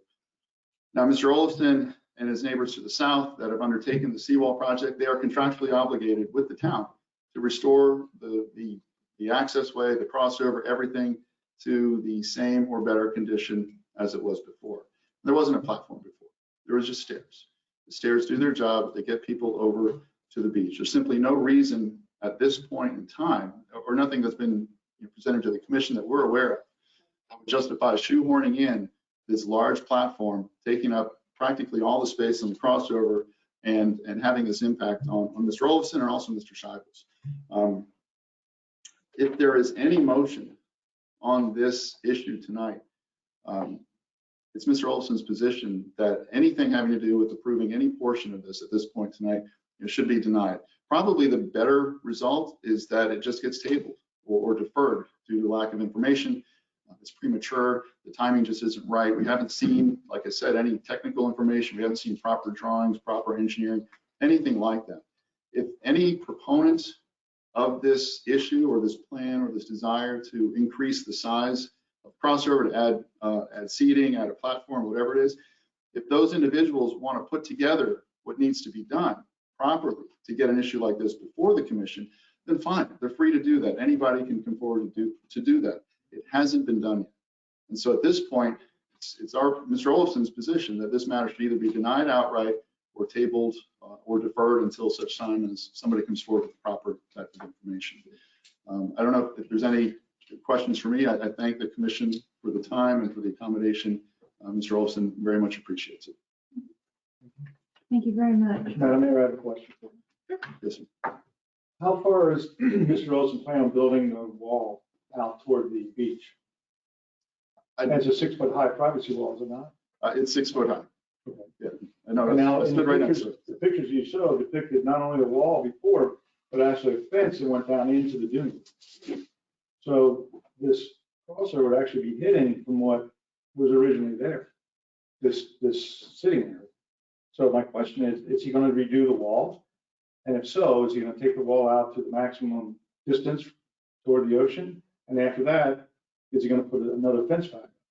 Because like I say, these pictures actually show that. That's what was there. So that's my question. Thank you. And I don't know the answer to the question as far as how far out the privacy wall is going to be and if there's going to be another fence as depicted in those photos. The issue, however, is not just one of visual. If there's a fence there, if there's a platform right on the other side of it, there's still going to be that intrusion. Maybe not as much visually as if there wasn't a wall, but certainly from a noise perspective. And not only will Mr. Olafson and his guests be able to hear what's going on that platform, people on the platform will be able to hear whatever's going on in the backyard of Mr. Olafson's home. So it presents the same problem for him as a property owner. Thank you. Thank you. Commission, any other questions For the gentleman? for the presenter? Okay, thank you very much. Thank you. Okay, I'd like to now open it up to commission comments. Should Shivers let it be ready? Yes. Okay. I'll have some more public comments. Okay. Well, I thought we were doing commission comments, then I just want to public make sure we comments. don't Let's figure it out here, right? So what comes? Public comment? You can do commission. Let's do commission first. Commission. Ready? So Vice Mayor. All right, my question is. Vice Mayor. Actually, Sorry. I'm sorry. We just started. Okay, so to the residents of Hudson and Engel and Pelican Cove, whoever uses this, we face very similar circumstances at Beachway. And I know that the residents are, I get the impression you guys are kind of divided on whether you want benches, you want a wider platform. Okay, I'll just tell you, whatever you guys decide, it's your neighborhood, and I think the commission will probably agree with you. I agree with what the lawyer said. This will probably not end well between Olafson and the town if that happens.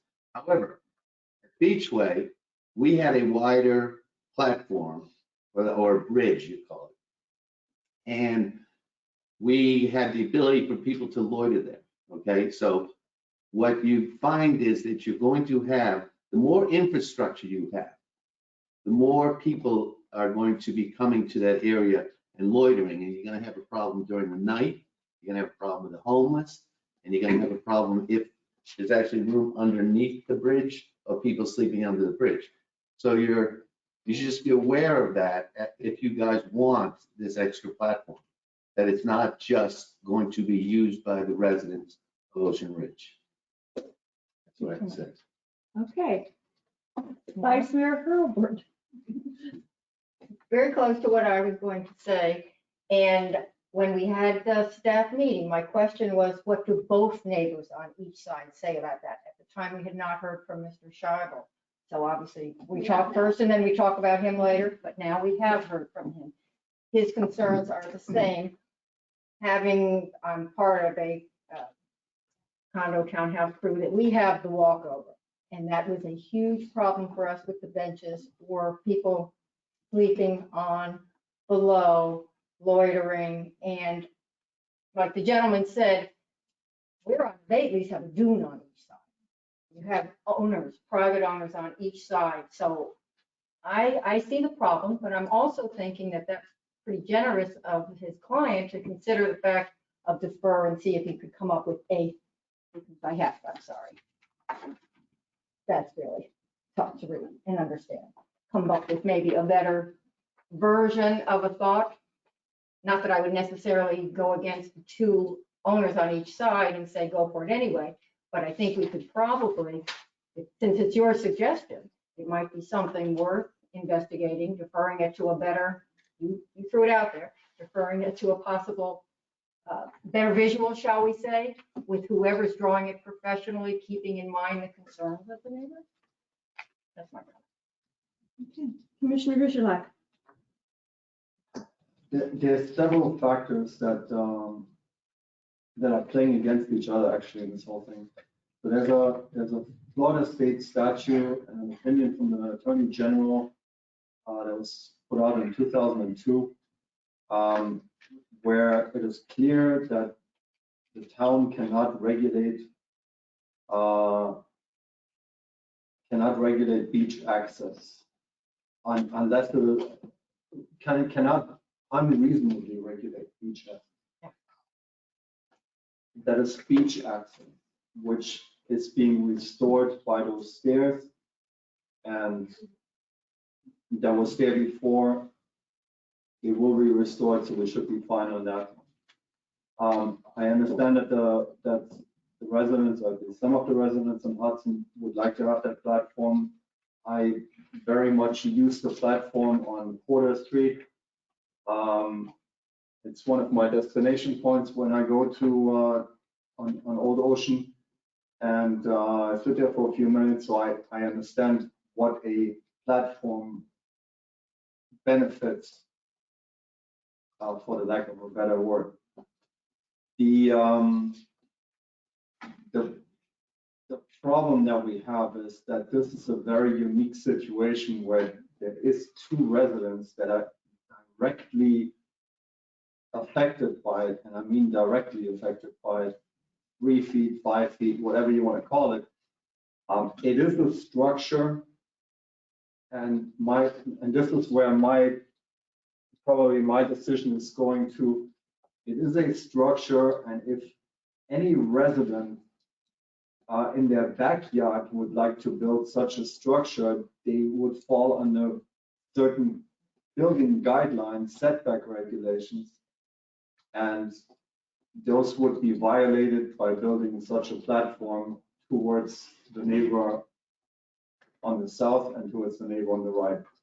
So I'm leaning against creating a platform, even though it would be nice to have one.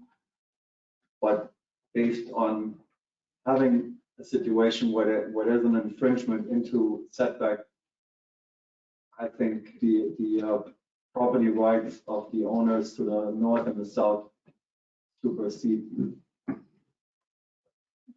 Thank you. Commissioner Pugh? Well, the town has an agreement with the two landowners, did they not? And the agreement was they were going to reestablish what was originally there. Is that correct? Yes. Okay, and has that been done? Not yet, the project's not done yet. But no, has the steps been installed? They have, but for temporary. So they're Okay, gonna be. so, but my point is, it's your agreement, the town's agreement with these folks was that it's gonna be like for like. Right? All right, so we come up with the new plan. This is a plan that's after the fact, which flies in the face of the agreement that you already made with these folks. Now, there's a good agreement, a bad agreement, neither here nor there right now because you already made the agreement. The problem with the platform and chairs is exactly that. As you well put it, Mr. Martin, you'll find people you meet there don't even live in town. I mean, it's amazing the people that will sit at your crossover and your crossover, but it is public.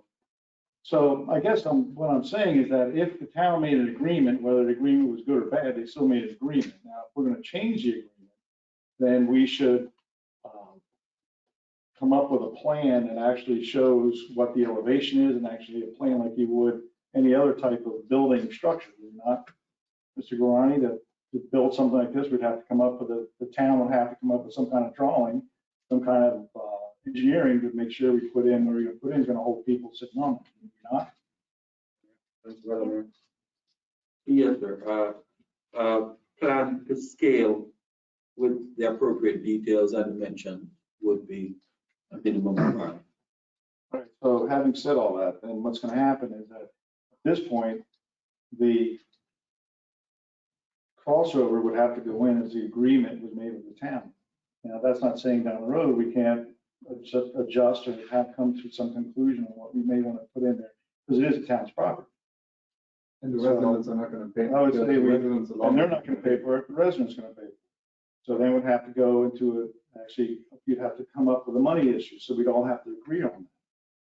So I would say that at this point, the agreement is the agreement. Now, in the future, if you want to go ahead and do this, and we instruct the planning and zoning or the building official to come up with a plan and a cost factor, what that would be, and then bring it back to the commission. Okay. Thank you. I now open the floor to public comment.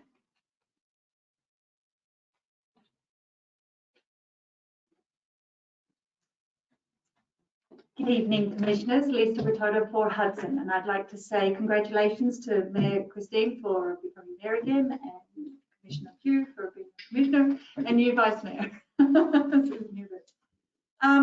Okay, so I know this has been a thorn in several people's sides about the Edith Street crossover, and I was going to come up here tonight and argue my case of why I really think it's a great idea having this platform being installed. I've since listened to what you've all had to say about it, especially you, Commissioner Collis, and I'm really leaning towards now to not pursuing having this platform. And there was never a discussion of it 14 feet. Tracy and I, when we were at the meeting, it was 7 feet. So I don't know where this 14-foot design came from to begin, and I never saw this design anyway. So It was due to proper engineering, I believe that's how it came about. yeah, so it was never going to be that big. It was going to be this little area. I totally understand the two homeowners that are adjacent to the crossover, but it's a public access. I've been going there for 31 years. My husband and I often will go down at nighttime to watch the moon rise. And if anybody's been over there, the steps are not very wide. You have to sit one in front of the other. Other people may be coming up from the beach, going down to the beach. You have to get up and move. Hey, it's, first class world problems. I'm sorry. But I really think if there was a way that we could widen the steps per se and not have an actual platform there, so there's more room for people to pass one another. And if a couple wanted to go down there and sit on the steps, it's a little bit more comfortable to be able to do that. But I do get what you're saying. If you have the platform there and seating, people will come, because since we had Edith Street closed for 4 months, we had to go to different beach access. So, which, you know, we were upset about at first, but we made do with what we had to do. And going down to Porter Street and really enjoying the platform down there really got me thinking, wow, this would be so lovely if we had it at Edith Street. And in recent years, when the steps have been destroyed by hurricanes and they've been rebuilt by the town, what we've really, and we've asked for little increments and things, the last bit, and I'm hoping the same thing will happen, is the actual, what do you call it? The landing. The landing. No, not the landing, Steps. not the steps. Sounds like. It sounds like the, oh my gosh, what are they called? The railing? The railings, thank you. The railings were quite a wide platform. So if you did want to go down there, which often we would, we'd take a drink down there and you could stand with your drink on the top of the railing there. So that was a nice added feature to it. But I really think if we're not going to go forward with this platform situation, because the other thing is when you're coming up off the beach, we've encountered this many, many times with families with young children or older people coming. You're coming up, you're sandy, you're trying to get into your shoes, there's other people coming, and that happens especially on the weekends all the time. So there is sometimes a little bit of a logjam, but like I said, first class world problems. So if there's any way to perhaps extend the width of the stairs, I would be totally on board with that. I'd like to see, you know, what other ideas that you guys come up with. So, thank you. Thank you, Mrs. Rototo.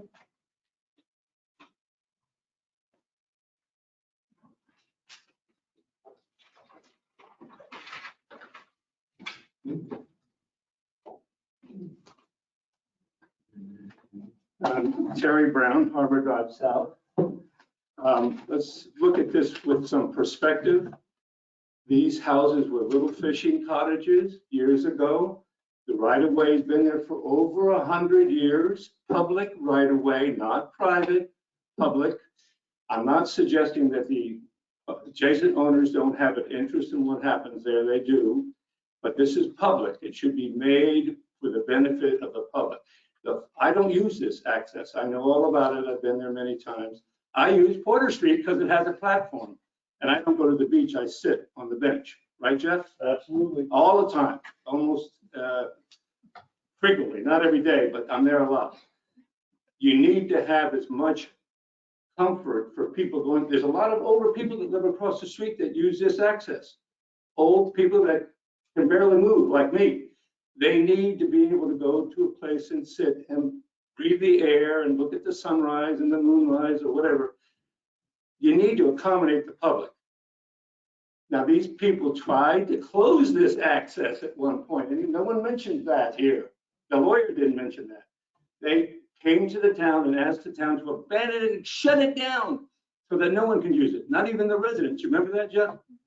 So let's look at it. They built these places right up to you wouldn't get a building permit now where the structure is so close to the setback. They made them like 5 times bigger than they originally were. You buy in that area, it's public. I'm not saying they should cry, but listen, I don't feel so sorry for them. You got to accommodate the people that live in this town. You're worried about derelicts coming over and sleeping there, you can solve that problem. Thank you. Thank you, Mr. Brown. Further public comment?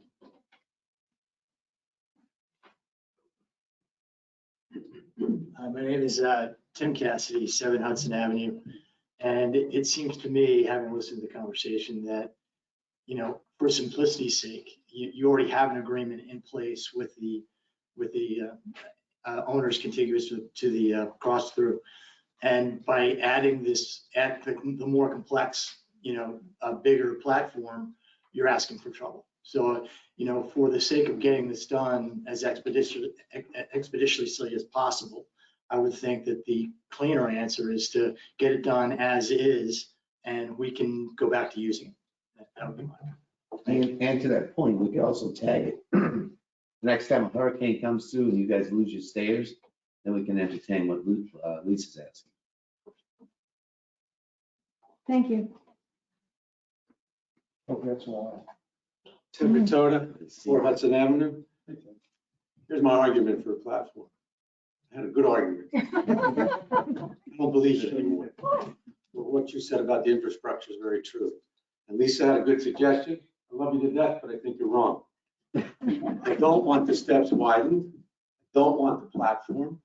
I know Mr. Olafson. I know Mr. Scheibels very well. I've had wine with them out there, standing up, make the railings wide enough so we can put a wine glass on it. Let's get on with this project and finish it, put it back to the way it was, and make sure the vegetation is the way it was. Let's stop muddling over this stuff and move on. The residents that live there have functioned fine with it the way it was, except for my wife when she's sitting watching the moon rise. And I think we'll do just fine with it restored that way again, with respect to what Mr. Brown has said. Yeah, but it's public, but just do one thing. Don't close the access off. These guys want it closed off for the benefit of their financial interests in their properties. They bought these properties knowing that was a public access. That has to remain. I've been living here since before there were steps there, okay? And some of us still got down to the beach.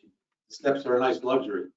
A platform would be a great luxury, but I don't think it's warranted here. So let's put them back to the way they were. Thank you. Thank you very much. Any further public comment? I have received some as well. Okay.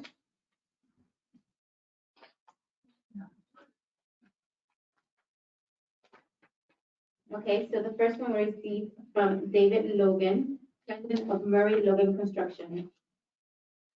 Mr. Olson is against us expanding the Edith Street walkover by adding platform benches, etc. He has been in contact with me several times over the past couple of days to express his position. He has also retained an attorney, Daniel Miller, to represent him on this matter, and Mr. Miller has reached out as well. I request the town to allow us to restore the walkover to pre-construction conditions, less any expansion/seeding, so we do not have a problem with our customer, to which we must satisfy under contract with him. Please tell me if you have any questions or if you need additional information. And the second one I received was from Mr. Scheibels, 6201 North Ocean Boulevard. His comments are as follows. 1, Edith Street access to the beach is used 50% by neighbors from Hudson Street and Pelican Cove, and the other 50% is from people on the other side of the bridge in Boynton Beach. Look at the trash container, and it contains mainly beer bottles. The expansion of the deck, as shown, will only encourage the space as a hangout and affect our privacy. Therefore, we are opposed to the expansion of the deck as shown. 2, please review the attachment. On 2/7/2021, I submitted a landscape plan which included a replacement for the privacy hedge that was removed for beach access. I identified the area on your latest plan as well. I'm planning to return to Ocean Ridge this coming Wednesday, 4/7/2021, and hopefully the landscaping should be starting soon. And I do have a picture of the sketch he submitted. Not very legible, but. Yeah. That's the landscaping thing. Landscaping, Yes, that's all. It's separate. correct. Wow. Do you have any further public comment? Okay, I'm going to convert back to commission. I'm going to kick off because I didn't make any comments before public comment because I prefer to hear that first. But I agree with everything that our fellow commissioners and vice mayor have said. Closure is not under discussion. There's never been a discussion about closure. So let's just take that off the table. There's no rumor. It's not closing. It is public. It will remain public. But we do have an existing agreement, and I think it is one that we need to move forward and honor. I'd like to thank the residents of Hudson for coming to the conclusions that you did in the compromise. I know that it would be lovely to have a big deck out there, but that's not the intent of what the crossover historically has been. So in an effort to move everything forward, rather than entertaining a motion for the approval, I would entertain another motion if it is the desire of the commission to not proceed and to continue forward, moving forward with their original existing agreement. Returning it to its original. Correct. Yes. So Correct. I'd also like to just thank Mrs. Rotota. She's been very instrumental in helping with the landscaping plan. And it's taken a lot of time and we appreciate it. Thank you. You're welcome. I'll second Steve's motion, right, to move to deny? Okay. I would just like to comment, Lisa, thank you very much. That is what I'm talking about, and Mr. Cassidy, coming to the conclusion that sometimes what we desperately want and would love to have is not necessarily the neighborly thing, and that's how that is Ocean Ridge to me. Thank you. Teddy, buy Lisa a damn beach chair. Oh, or a wine holder. No, that's Teddy's job. Okay, so we have a motion to deny and proceed with the existing contract by Commissioner Cos, a second by Vice Mayor Hurlbert. All those in favor, please signify by saying aye. Aye. Any opposed? Okay, motion carries unanimously. Thank you. All right. Agenda item number 5, resolution 2021-06. Clerk Armstrong, will you please read the resolution by title into the record? Resolution number 2021-06, a resolution of the Town Commission of the Town of Ocean Ridge, Florida, designating depository for the town fund, authorizing the treasurer and deputy treasurer to sign town checks, authorizing any one of the 5 town commissions to countersign town checks, and providing that this resolution shall continue in full force and effect until modified by written notice to said depository. Thank you. I'll now open the floor to public comment.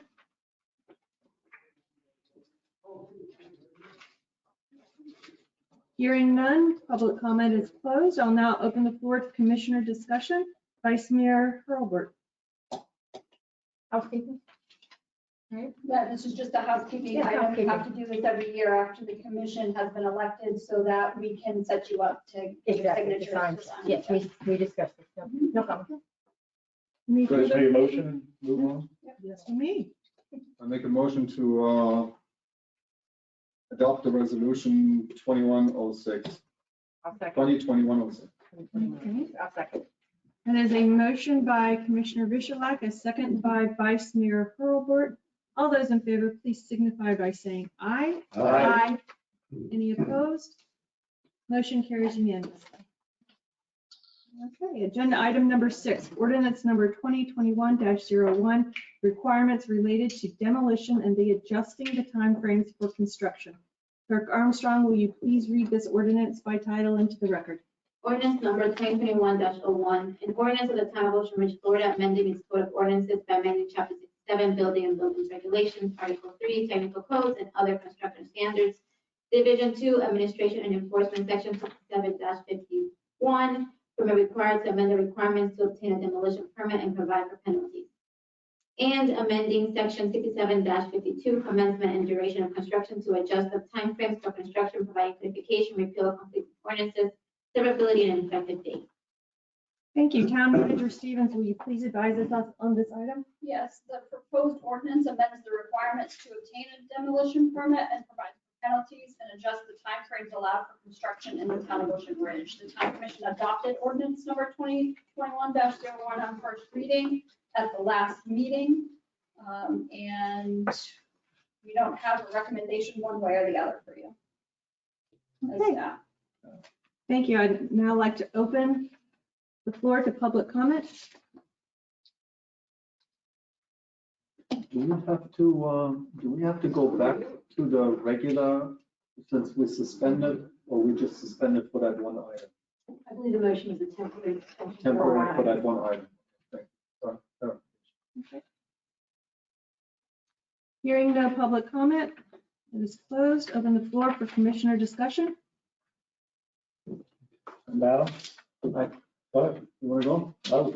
I had questions for Neil Rick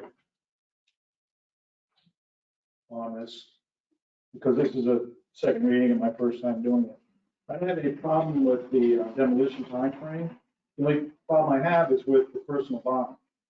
The letter of credit. And we do, in our town code, section 64.06, final plat recording, we do have personal bond or letter of credit there. But the thing is, the developer may furnish to the town his personal bond security. This one says the town requires that the person. I would suggest that the town say the town may require, because then it gives the town a little leeway on the person who may be doing a demolition. If it's a homeowner who's just come to town and demolishing their home, and it's a young homeowner and they're going to be doing it, they may not have the wherewithal to even get it. So I'm just saying maybe change one word to give the town a little more leeway in doing this, this ordinance. You know, I mean, do you have any problem with that? Why do we have the letter of credit in the first place? Bricks about. In case they don't finish. Right, exactly right. Oh, yeah, that's fine. Yeah. Sorry. Protection. Rick Curie, Yeah. 39 Spanish River Drive. I'm in this incapacity along with Neil as being on the Planning and Zoning Commission. My question is really a legal one since it's been read previously. Can we amend this without then creating another cycle of a second hearing? Madam Mayor, you could, if the only change is to perhaps make it non-mandatory for the letter of credit, you could perhaps do that on second reading. However, I have a bigger legal concern, whereas if we make it non-mandatory, then what are the guidelines for when it becomes mandatory? And if we're going to have to spell out some guidelines so it's not an arbitrary capricious determination as to when it's required, not required, that would likely require more than being able to just pass it on second reading. We may have to go back to the beginning. Let's see. Okay, because it's at the discretion of the town commission as to what ordinances they pass. And Neil would be good to speak because there's a particular case that he has been dealing with for, complete for over a year. Neil Hennigan, Planning and Zoning. Jeff, my concern with this would be, how do we select who we think may or may not do what they're promising to do? This is now ensuring what they promised to do. Well, don't we Okay, have, the history on my street alone justifies this ordinance. here we have that one house you're talking. No, we've had 3 on my street that over the last 10 years have proceeded to having to go to the magistrate to get a piece of property that either the bank wouldn't finish demolishing or the homeowner wouldn't finish demolishing. So the town does have a mechanism then to do that, and that's called code enforcement, is it not? That is correct, but I don't know if we can all live long enough every time we need to go through and endure these things. That's the concern here. It's timeliness. And I'm not talking timeliness in terms of 60 days or 180 days. We're talking years. It is a process, and it's a process of doing, when you're taking a person's property, yes, they do sometimes take a long time. We had the one on Bimini where the town actually tore the house down. Exactly, and I'm not arguing your point. You are there to be the jury on this. What I'm trying to say is, there's a cost of doing certain things. And your cost of doing this is not only the cost of doing business, it's the cost of what the neighbors put up with. This is an example of when are your rights stepping on our rights? And all the example I would just give you, current one right now is 113. We won't name the street. Favorite. The thing is, I just think it may be putting an undue burden on that property. I mean, I know it's. I won't say, but I think my difference with you is I don't think it's an undue burden. I think it is a burden, but I think it's appropriate. And that's what I would argue for. Is your concern based on the financial aspect of the bond Yes, sir, that's correct. Dave, anything from you, planning and zoning? What does it cost the town every time we have to enforce one of these things? How high is the bond in the first place? Well, it depends on the cost of demolition, doesn't it? It does, it's So can I ask a couple 110% questions of here? the total cost of the demolition project. So Durrani, I understand what Jeff's saying. But So do I. if it's a younger person, like when I first came to this town, I bought my house for $140,000. If I wanted to demo my house, I wouldn't have been able to. So the question is, if it's a smaller home and it's a younger couple coming in, chances are they're not going to renovate the home. They're not going to have the money. They're not going to start renovation until they do have the money. And if somebody's buying a $2 or $3 million home to knock down, then they can certainly afford a line of credit, right? And this provides that either the property owner, the developer, or the contractor can Yeah. file. So how much does it cost to demo a 2,000 square foot house, 1,800, 2,000 square foot house? All right. Through you, Madam Mayor. So the average price that we see for demolitions are under $10,000. For that size house? Most of the houses we're seeing are, 4,500 square feet. So based on. 10,000 to knock down a 4,500 square foot house? Yeah. And does that include the rest of this item here? It says you got a flatten it, shape it. No, it does not include the site restoration. So, He didn't so say 10,000. he said 10,000? No, there's no way it's 10,000. You demolish the whole house? Yeah, I demolished an 8,000 square foot warehouse building for Warehouse, $8,000. Yeah, it's just dump fees How much? alone would be more. How much does it cost for so add 20% for on raising the house and putting the ground till it's like a lawn, seeded lawn, whatever you call it? So it's acceptable to me. How much would that cost a young couple? There'll be an additional $5,000. So it's a total of Let's say 15,000. It does sound low to me, but I'm not a builder. I've recently talked to contractors about it, and it can be $15,000, $20,000 if there's a pool to be removed. It runs up, but it's not a huge It's not. number. And then a bond amount, if you put it back on your contractor and he's a bondable contractor, that's- it's not a lot of money. But that's if you have a contractor. I guess that my biggest concern is a homeowner, an owner builder. Who comes in and it's a smaller home and they're demolishing a house, and we're putting, they're saying, okay, well, you're gonna demolish a house because if you wanted to fix it up, it's gonna cost you more to fix it up, because we go over 50% of it. Now I'm gonna knock down the house. Now, when I knock down the house, not only do I knock the house, I have a letter of credit to knock down. And then I gotta then I have a form, then I come to the board of planning and zoning, I gotta go through that. So there's a lot of different hurdles that seem to keep getting to where you need to do. And it's legitimate to be concerned about these things, and that's the purpose of having elected people, to think these things through and look at the pros and the cons and what's the greater benefit for the community. And that's what you have to decide. The time thing, I think is a great idea. It's almost like a house cleaning deal. I mean, to go the 90 days, 60 days is more than enough time to do a demolition of the house. I just have a concern regarding the. It's when you don't perform. It's not when you perform. Yeah. The cost is not there when you perform. The cost is when you don't. And that's what we've seen on my street. It's not a letter of credit. I mean, you can do a letter of credit, but in most cases, what you do is you get a bonding company to bond it for $20,000. $20,000 bond is gonna cost you $250. If you have that credit, it's gonna cost you $350. Really? And a little more. So, by the way, if I just if got a the house gets $25,000 demoed, bond for $160. they don't need a letter of credit to begin building. Ouch. Well, to begin building, No, to demo it. You want the bonding for the demo, that is correct. right? Okay, so they finish demo. Now they go to build outs. They come to P and Z, they got the plans, whatever. There's no line of credit. You're not saying to now start a line of credit to build them. No, absolutely not. Making sure. because We're trying to get This is a these. demo, but I want to make sure the next step isn't you're gonna come back next month and say. Why? We're not trying to We create want people problems. to build. We want them to Oh, finish come on. the difference. That's a whole lot of I think the problem that we have been trying to solve is these partial demolitions that just drag on forever. We have no recourse whatsoever, and this is just giving us a tool of recourse that is not very costly.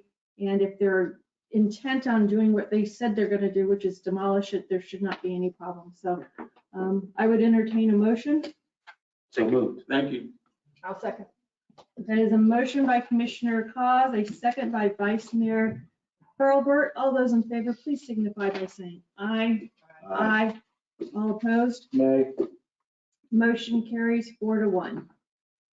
Agenda item number 7, ordinance number 2021-02, decreasing the height of 2-story buildings when FEMA regulations are implicated and adjusting the height of a parapet.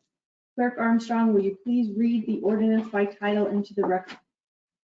Ordinance number 2021-02, an ordinance of the Town of Ocean Ridge, Florida, amending its Chapter 64 zoning, Article 1, District Relations by amending Section 64-1, RS7 and RC, Single Family Residential District, amending Section 64-2, RMM Medium Density Multifamily Residential District, amending Section 64-4, RHM High Density Multifamily Residential District, and amending Article 2, Plan Residential Development by amending Section 64-24, Development Standards to decrease the height of 2-story buildings when FEMA regulations are implicated and to adjust the height of a parapet so it does not extend too far above the roof, providing for verification, repeal conflicting ordinances, or ability and an effective date. Thank you. Town Manager Stevens, will you please advise us on this item? Sure, the proposed ordinance addresses the residential building height and parapet height. The ordinance would require that a 7-foot NAVD be the point of measurement, and for every foot increase in the floor elevation would cause a decrease in building height by 1 foot from the 36-foot maximum building height, and that flat roof parapet be a maximum of 3 feet above the tie beam. P&Z recommended approval of the ordinance at its meeting on February 8th with the condition that the whereas clause be added that the properties in the flood zone X will not be impacted by this ordinance. Ordinance in front of you that is being presented tonight encompasses those changes. The Town Commission adopted this ordinance on first reading at the last meeting, and Town Attorney Gatto provided a memo answering Commissioner questions from the last meeting. Okay, I'd now like to open up the floor to public comment.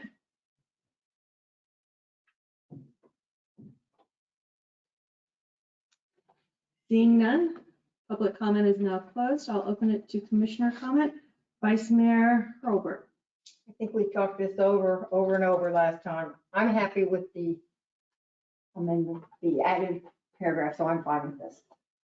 Commissioner Cos? No, I'm going to vote against this. I did the first time, I will the second time. I think you're putting undue penalty on property owners, which is one of my shticks, so to speak. We're sticking our nose into people's personal property. We've got flood problems, which is going to cause people to have to elevate to 10 feet, and now you're telling them that they're being penalized because they're elevating to the proper necessary elevation. And I talked to John extensively about hurricanes and values on houses when this occurs. Thank you, Girani. Lowering the height of the roof, as long as it's floor gable, it doesn't affect you. You're very safe with a floor gable roof. However, as far as the value of the house goes, I've talked to now a total of 7 realtors, and my wife is a realtor. And the pitch of the roof or the desired roof does lessen the value of the house to a prospective buyer. So therefore, I'm against it. Okay, thank you. Commissioner Vigilant? I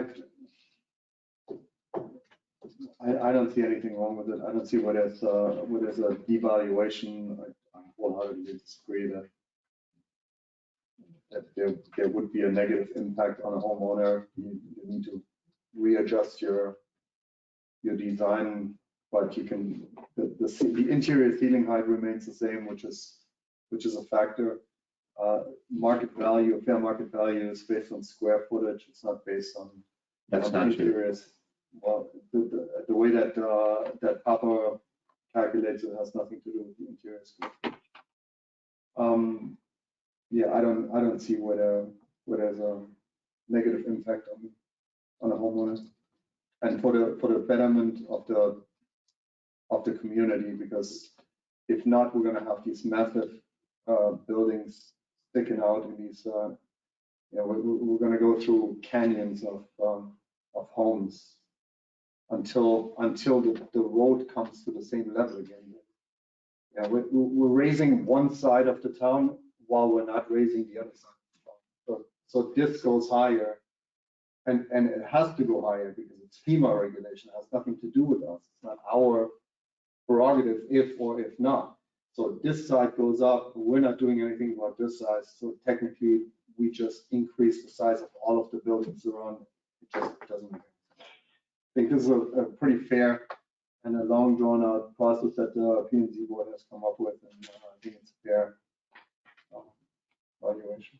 So. Okay. Commissioner Pugh. Well, the ordinance itself, there's one part that's good and the other part I don't believe in, but again, why are this ordinance has two different building items in it. You've got the parapet height, and then you have your height raising reducing a foot by every foot higher than NAVD is. So why did you do it? Why did you do two things in one? Why can't we, if we're going to do one, just do one? If we're going to do another one, just do another one. Why combine the two? Because my question is, on this NAVD, you are decreasing the size of the house because you're lowering the elevation, but you're lowering your roof height by 1 foot for every 1 foot you go up. So you're penalizing somebody who comes in. See, I guess my biggest problem with what we're doing is that you can go to every town, almost every town, and their building codes are pretty much the same way they've been for years and years and years. They don't change. Setbacks are the same. Building codes are the same. Yeah, I have 25 years of building stuff in Delray. The building code has barely changed when it comes down to single family.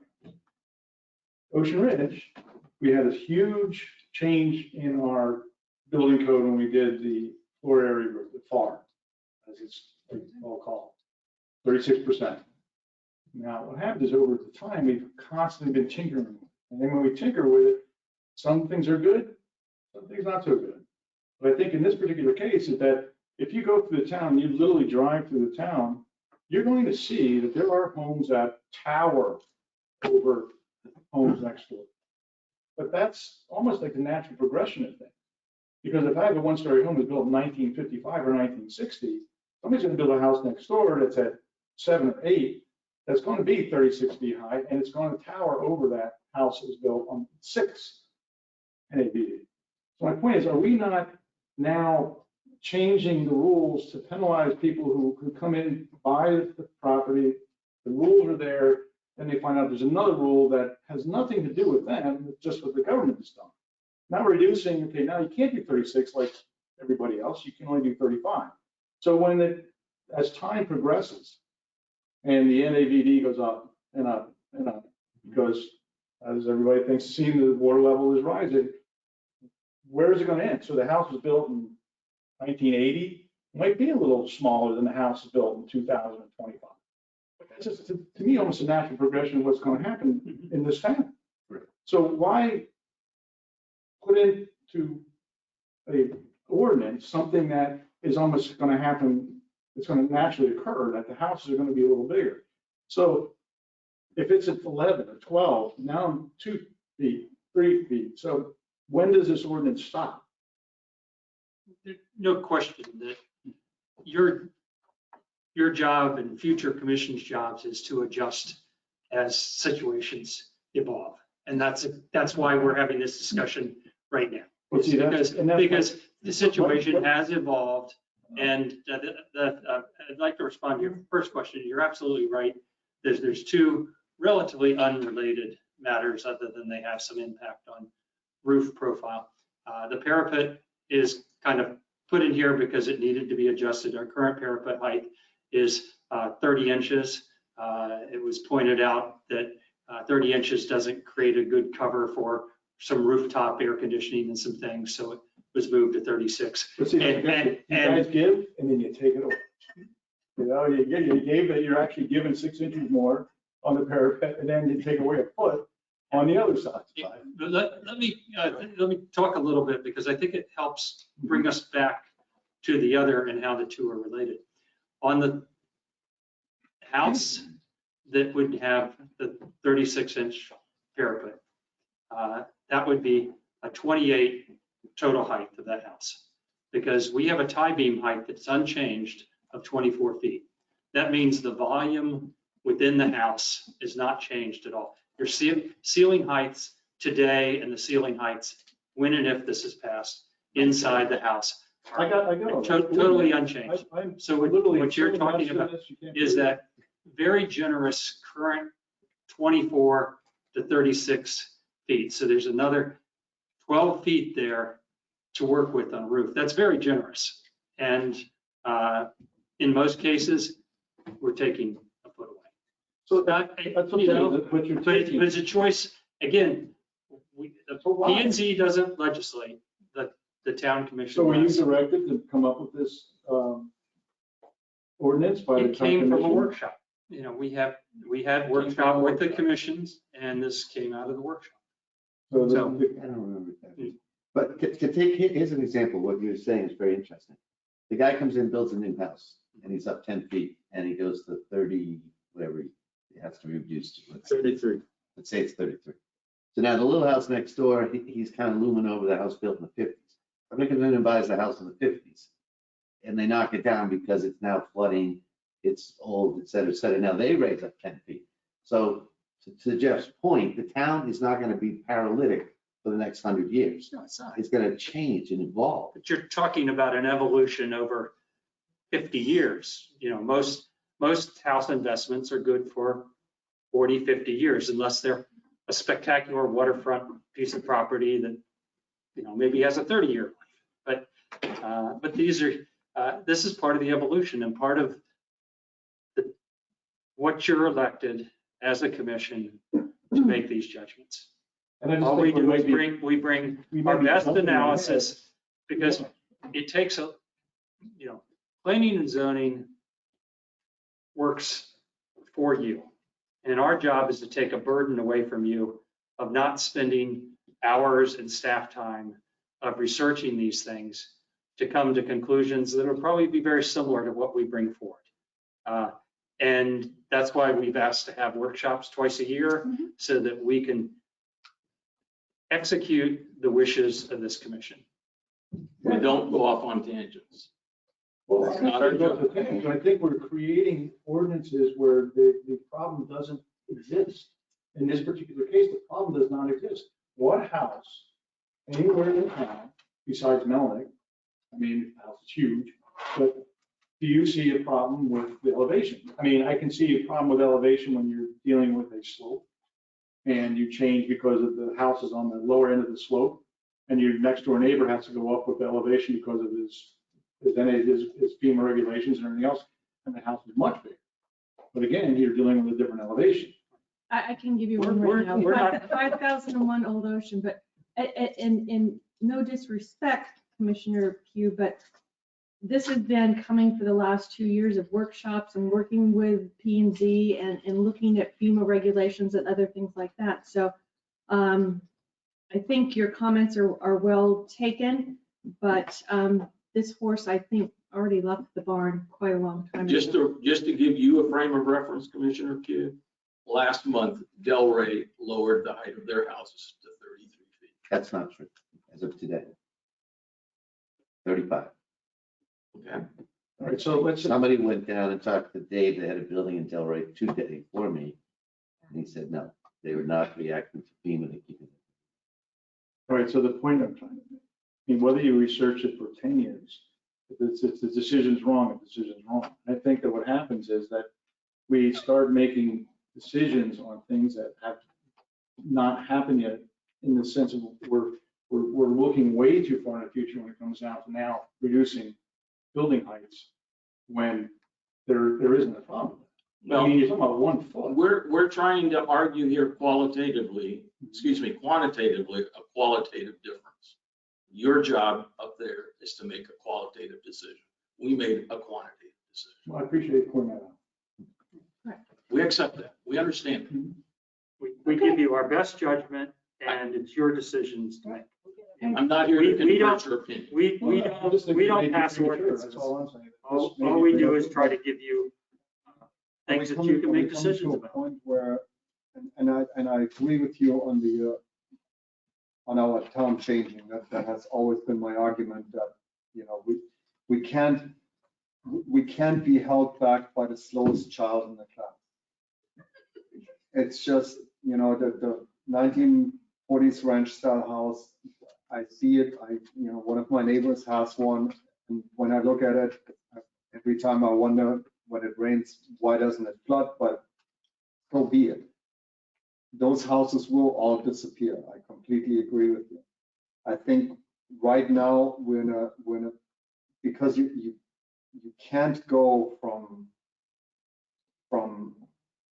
here to here. You want to make that transition, and houses that are being built in the next, say, 10 years until we have adjusted a little bit more into a higher 2-story, and you know, all of our houses that we are going to see, all of the houses that are coming in front of you are all 2-story houses. But we just did a one. You just did a one? Yeah, just one story. The one, but in general, Yes, it's a you're right. 2-story house. Why is that? Because the land value in Ocean Ridge is so outrageously high that the only way how you can justify building on that land value is by going a 2nd story, by trying to get as much out of it as you possibly can. So 2-story is where we're all gonna see, with one exception, construction. And as I said, I don't want to hold back, and I don't want to start regulating completely into, you know, really trying to adjust to the slowest child. But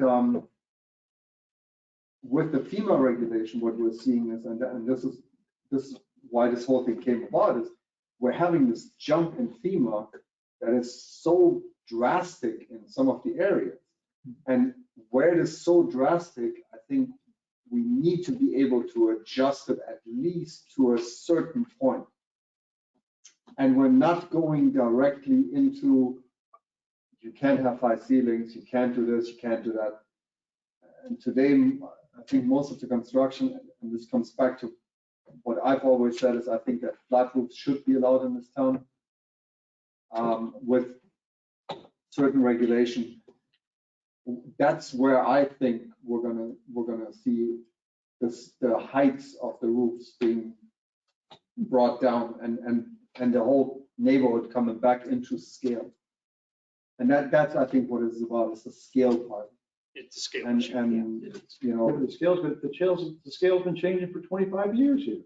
I mean, come on. Right. I mean, you're gonna make so all the scales all exactly the same, like we live in a HOA somewhere? I mean, We aren't doing that with this ordinance. That's what you're doing. You're bringing the scale down to make it look like the same. It's only if you're in a FEMA zone. I'd like to respectfully ask that this conversation kind of be done. We're done. Okay, thank you. Long night. I'll now entertain a motion for approving ordinance 2021-02 on 2nd reading. So moved. Do we hear a second? Second. All those in favor, please signify by saying aye. Aye. Aye. Those opposed? No. Motion carries 3-2. Agenda item number 8, land development extension for Kerrigan project on Thompson Street. Town Manager Stevens, will you please advise us on this item? Sure, the land development permit for the replat for the Kerrigan property on Thompson Street was initially approved in March of 2017 and requires offsite improvements that need to be completed as part of the permit.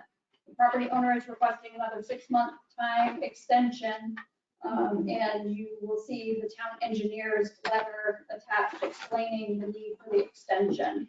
The town required that the property owner give the town a letter of credit so that the town could complete the required offsite improvements if the property owner fails to do so according to town code for the final plat. The irrevocable letter of credit expires in 1 month on May 4th, 2021. Mr. Kerrigan was working with the bank on an extension. However, he was unable to provide us with the 3rd amendment to the letter of credit by tonight's meeting. This poses a challenge since the second amendment to the letter of credit expires on May 4th and your next town commission meeting is May 3rd, which means we would not have time if he does not produce that third extension. We would not have time in a 1 day's time period to call on that letter of credit to complete the improvement. Now, he sent us a letter from the bank that was, I have to tell you, it was a strange letter.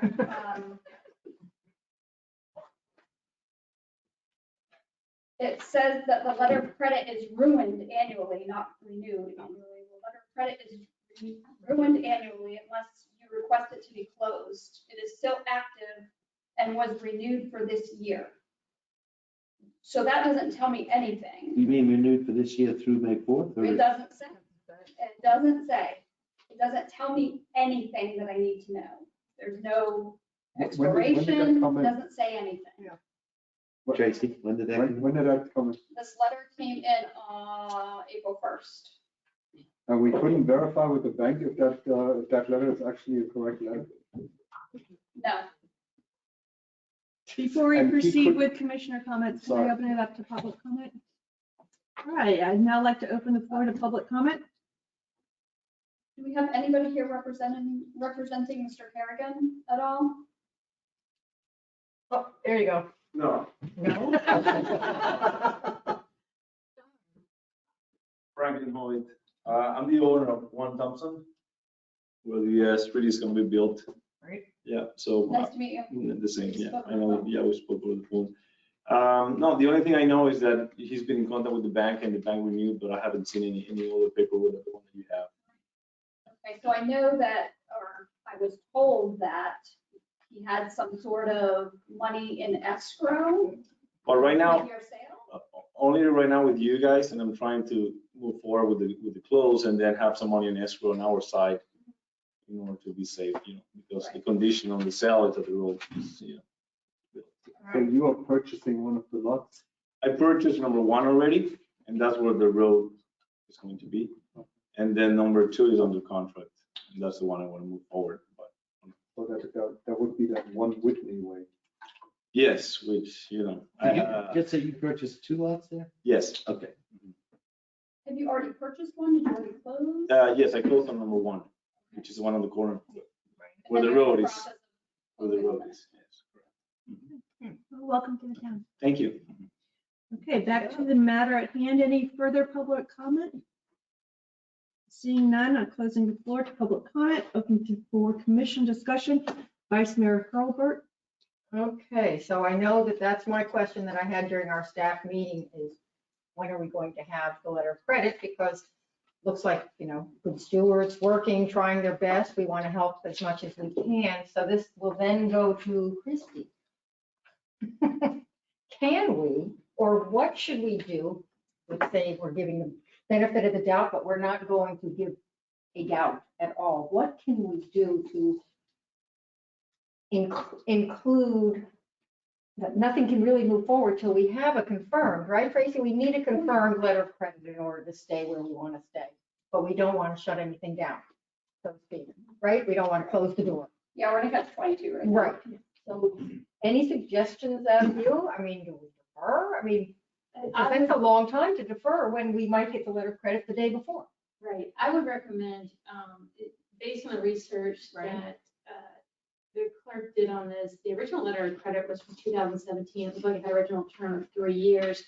And then it was amended at some point and then amended to extend it through May 4th of 2021. So I would recommend that the motion be, if it's the pleasure of the commission, to grant the extension contingent upon us getting a statement that the letter of credit has been renewed for the next year in order to ensure that the off-site improvements are made, failing which I would ask for the commission's permission to pull on the letter of credit as it will expire before or the day after your next commission meeting if we don't have a new letter of credit extending that date.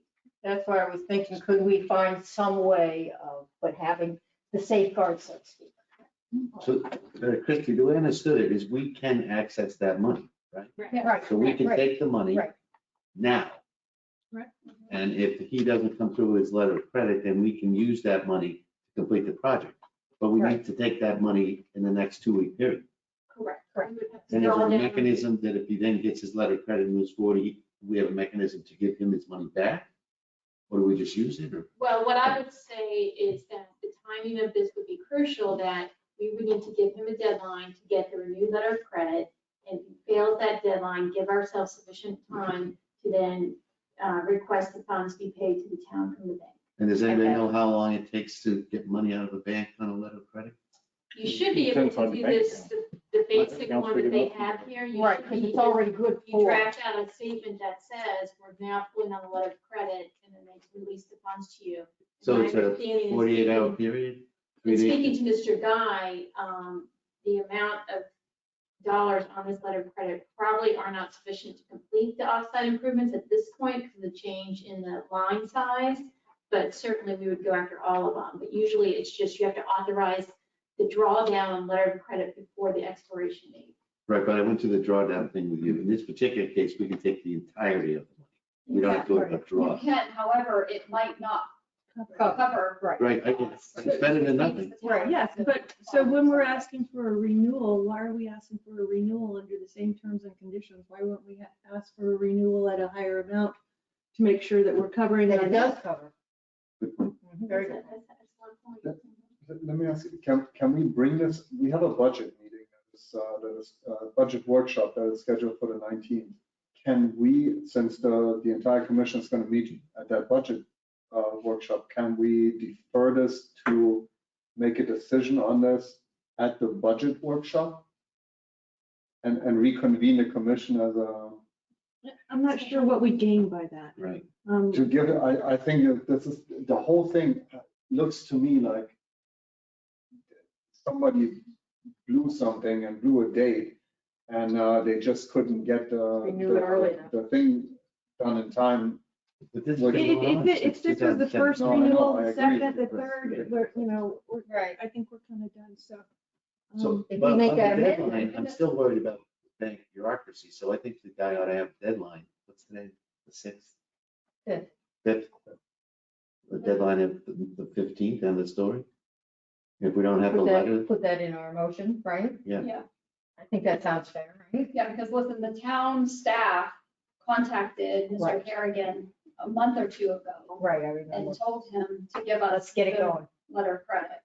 Okay. Can you, At can the you same- just call the bank with that weird letter that they wrote and just call them up and tell them, listen, this is not gonna fly, get us something that is reasonable. If they'll give me any information. Yeah, I don't think they'll give you any information, but the concept of giving the 2 weeks to get ducks in a row, because it's looking like everything's gonna move forward. I'd like to. Because honestly, the last thing we want to do is call on the. letter of Exactly, the credit. gentleman's already closed on one, so possibly the second one's coming forward. But you're not the gentleman. Yeah.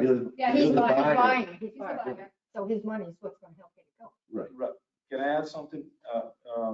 For me, more importantly, because I'm assuming he's gonna provide that extension on the letter of credit because he has already, Right. renewed it several times. But the question to me is, if you guys grant the extension of 6 months, what happens after that? Because the first time you guys permitted was 4 years ago. So in 6 months, if he hasn't still built the road, do you guys have any agreement in place? What happens after that? We don't, it would just come back for another renewal if the Right. commission so wishes Well, to renew it. Right, I- well, maybe the letter of credit should say we're taking that money and building the road with it. Yeah, but You see, but I understand your point, Yeah, it's but more- we have access to the money, but we're gonna have to finish the road. it's the fire hydrant, it's the water It's the main that water needs to go to the back there. So I think at this point, since he hasn't provided the letter of credit and it's sitting in front of us to make a decision if we're gonna take it or not, I think Christina's right. We should just ask for whatever it actually is that can be done. Yeah, I think so. And I think you can send a So clear the town is message not on. that this will be the last extension. Yes. True. True. So we can get this project completed. So it has to be enough money to cover Cover it. what he was supposed to do in the coming months. And I believe according to your code, it's 110% of the Right. offsite improvements. We might need a new valuation on the cost of those. Yes, because it has changed over the, when It sure submitted the first plans. Okay, would someone like to take a Oh, stab at a motion? Look, there's a I'm suggestion. gonna make a motion to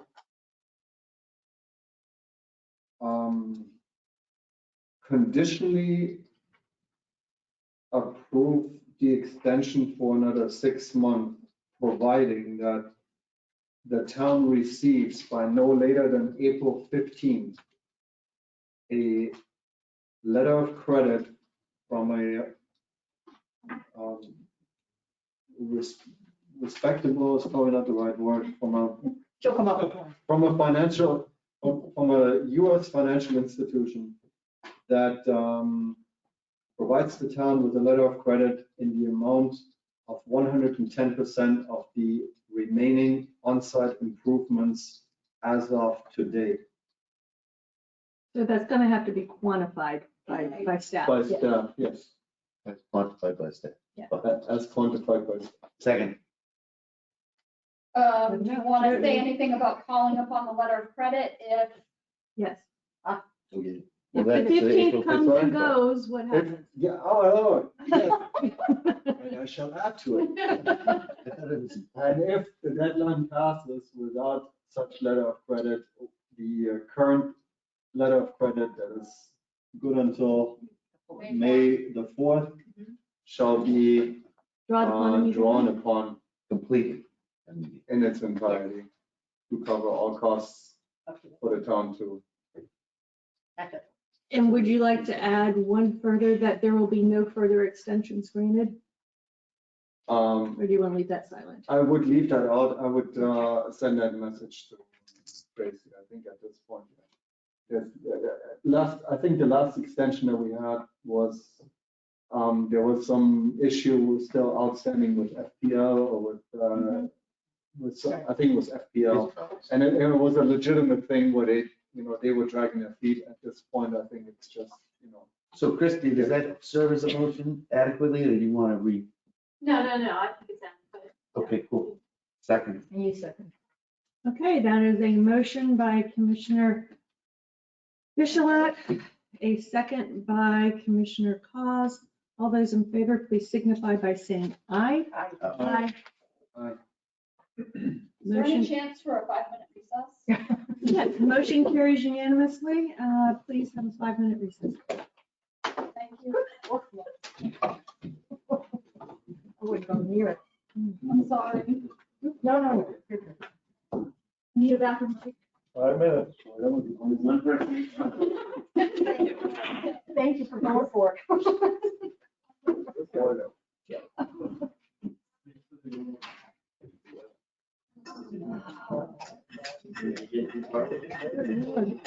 Right? Lots to go. I know. Congratulations. Thank you for both of you for your vote of confidence.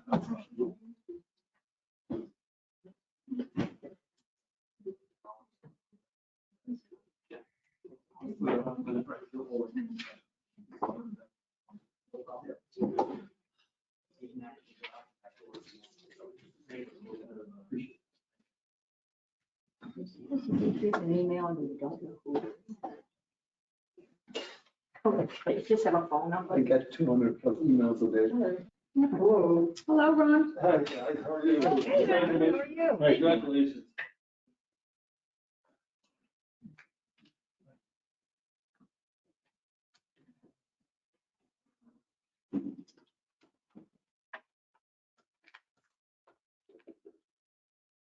Nice cold. Is that a Miller Lite? It sure sounded like it, Neil. I made sure I it had a mean- crisp sound. It is.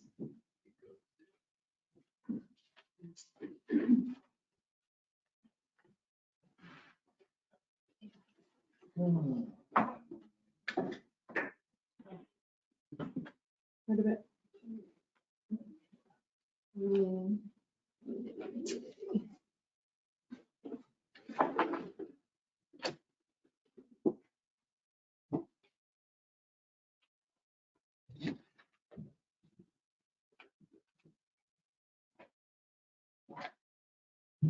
Dang it. Look at those going. Yeah. The motorcycle. Oh.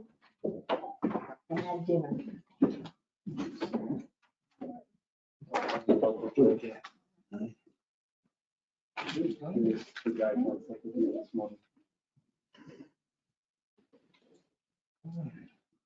By the way, my coffee is not COVID coffee, it's asthma. So I've don't had- be scared. Believe me, just because my chair is moving farther and farther.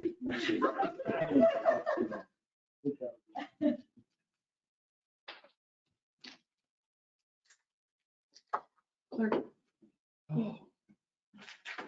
Maybe want to get motion to approve all of that? Yeah. We should all deal with this.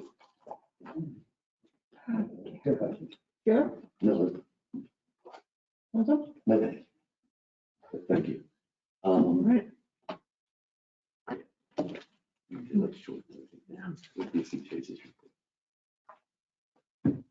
Carla is returning, yes. Is she coming back? I don't know. I guess it's me. She would have left the recording on though, but she'd not have. You guys hear us? Yeah, now I can hear. Finally. You haven't been able to hear the rest? Yeah. It hasn't been real loud, but we've been able to hear it. Anybody that's been behind us that's hard of hearing has had a lot of trouble. Gotcha. Okay, I'd like to reconvene the meeting. Moving on to agenda item number 9, request for lien reduction at 6010 North Ocean Boulevard. Clerk Armstrong, please advise us on this item.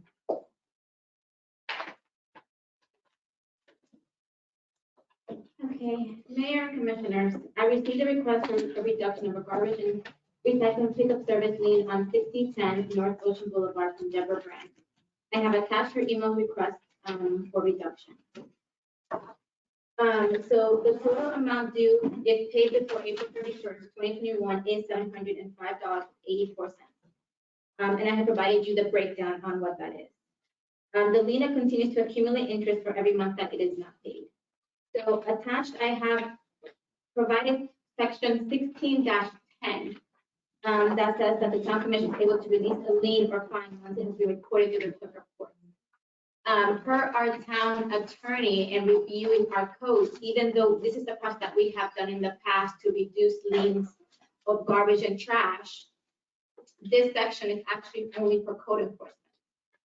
Because it's been precedented that we have done it this way in the past, where we have allowed people to do utility liens using this section of our code, we are going to allow it for this one moving forward, for this one. But moving forward, we don't have the proper code for it unless we change our codes or, we just say no reduction for any utility liens. And I would also like to know for the record that they did pay the lien, however, they still want that reduction or reimbursement. They paid in full? I mean, I was sure shot. I think they had to close. Yeah. Right. Yeah, they had it to close, but they still wanted to go through this Okay. agenda item for either reimbursement or if anything is reduced. Okay. I'd like to open it up to public comment, but at this time, is anybody here representing property owners?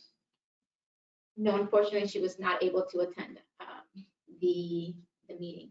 Okay. Public comment? Seeing none, I'll close public comment, open it up to commissioner comment. Vice Mayor Hurlbert. okay, when we come to these, I always like the concept of the compromise. I help people out, there's issues going on, but I also like to think out of pocket, how much time and effort have we expounded as staff towards dealing with this, which would help us come up with a compromise. I mean, I'm willing to consider, see what the rest of the commission says, I'm willing to consider some sort of discount or help or what have you, although it is strange to discover it at this point. But what do we have into it approximately? Any idea? Well, we definitely have to cover the garbage and trash billing itself of $115.20 and the recordation of the lien, which was $60. Staff time, probably a half hour in researching the amounts, getting the agenda item ready. Let's make it $10. Maybe an hour. How much, Drink. how much coffee? I mean, So in other words, not a lot of staff. No, probably an hour. Okay. So that brings it up to approximately about $200-ish. It has to definitely, you know, what we pay in the bus. Yep. So bring it down to 500. Okay, Commissioner Cos. I went in this with Christie and Tracy, and the question was, and I thought somebody's going to find out the answer. If you miss a year's bill, the next year's bill says past due on it, so you know you're past due on 2002. So they've known forever, they've sold the house, so I'm not a fan. Usually I'm a fan of compromise, like Right. Susan said. In this particular case, I'm like, no. Well, I understand that because that's exactly what I said. My little comment was there about, how do you not know? Right, precisely. So Okay, I'm open. Commissioner Bichette.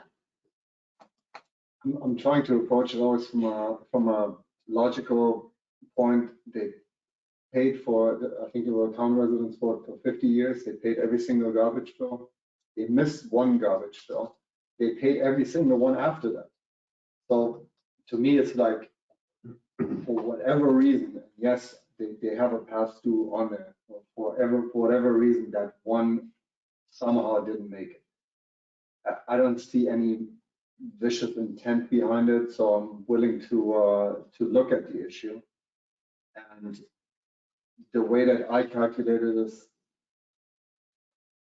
hard cost, and then whatever our current highest interest rate is that we're paying for anything in town, that I would add on for the time from 2001 on to today.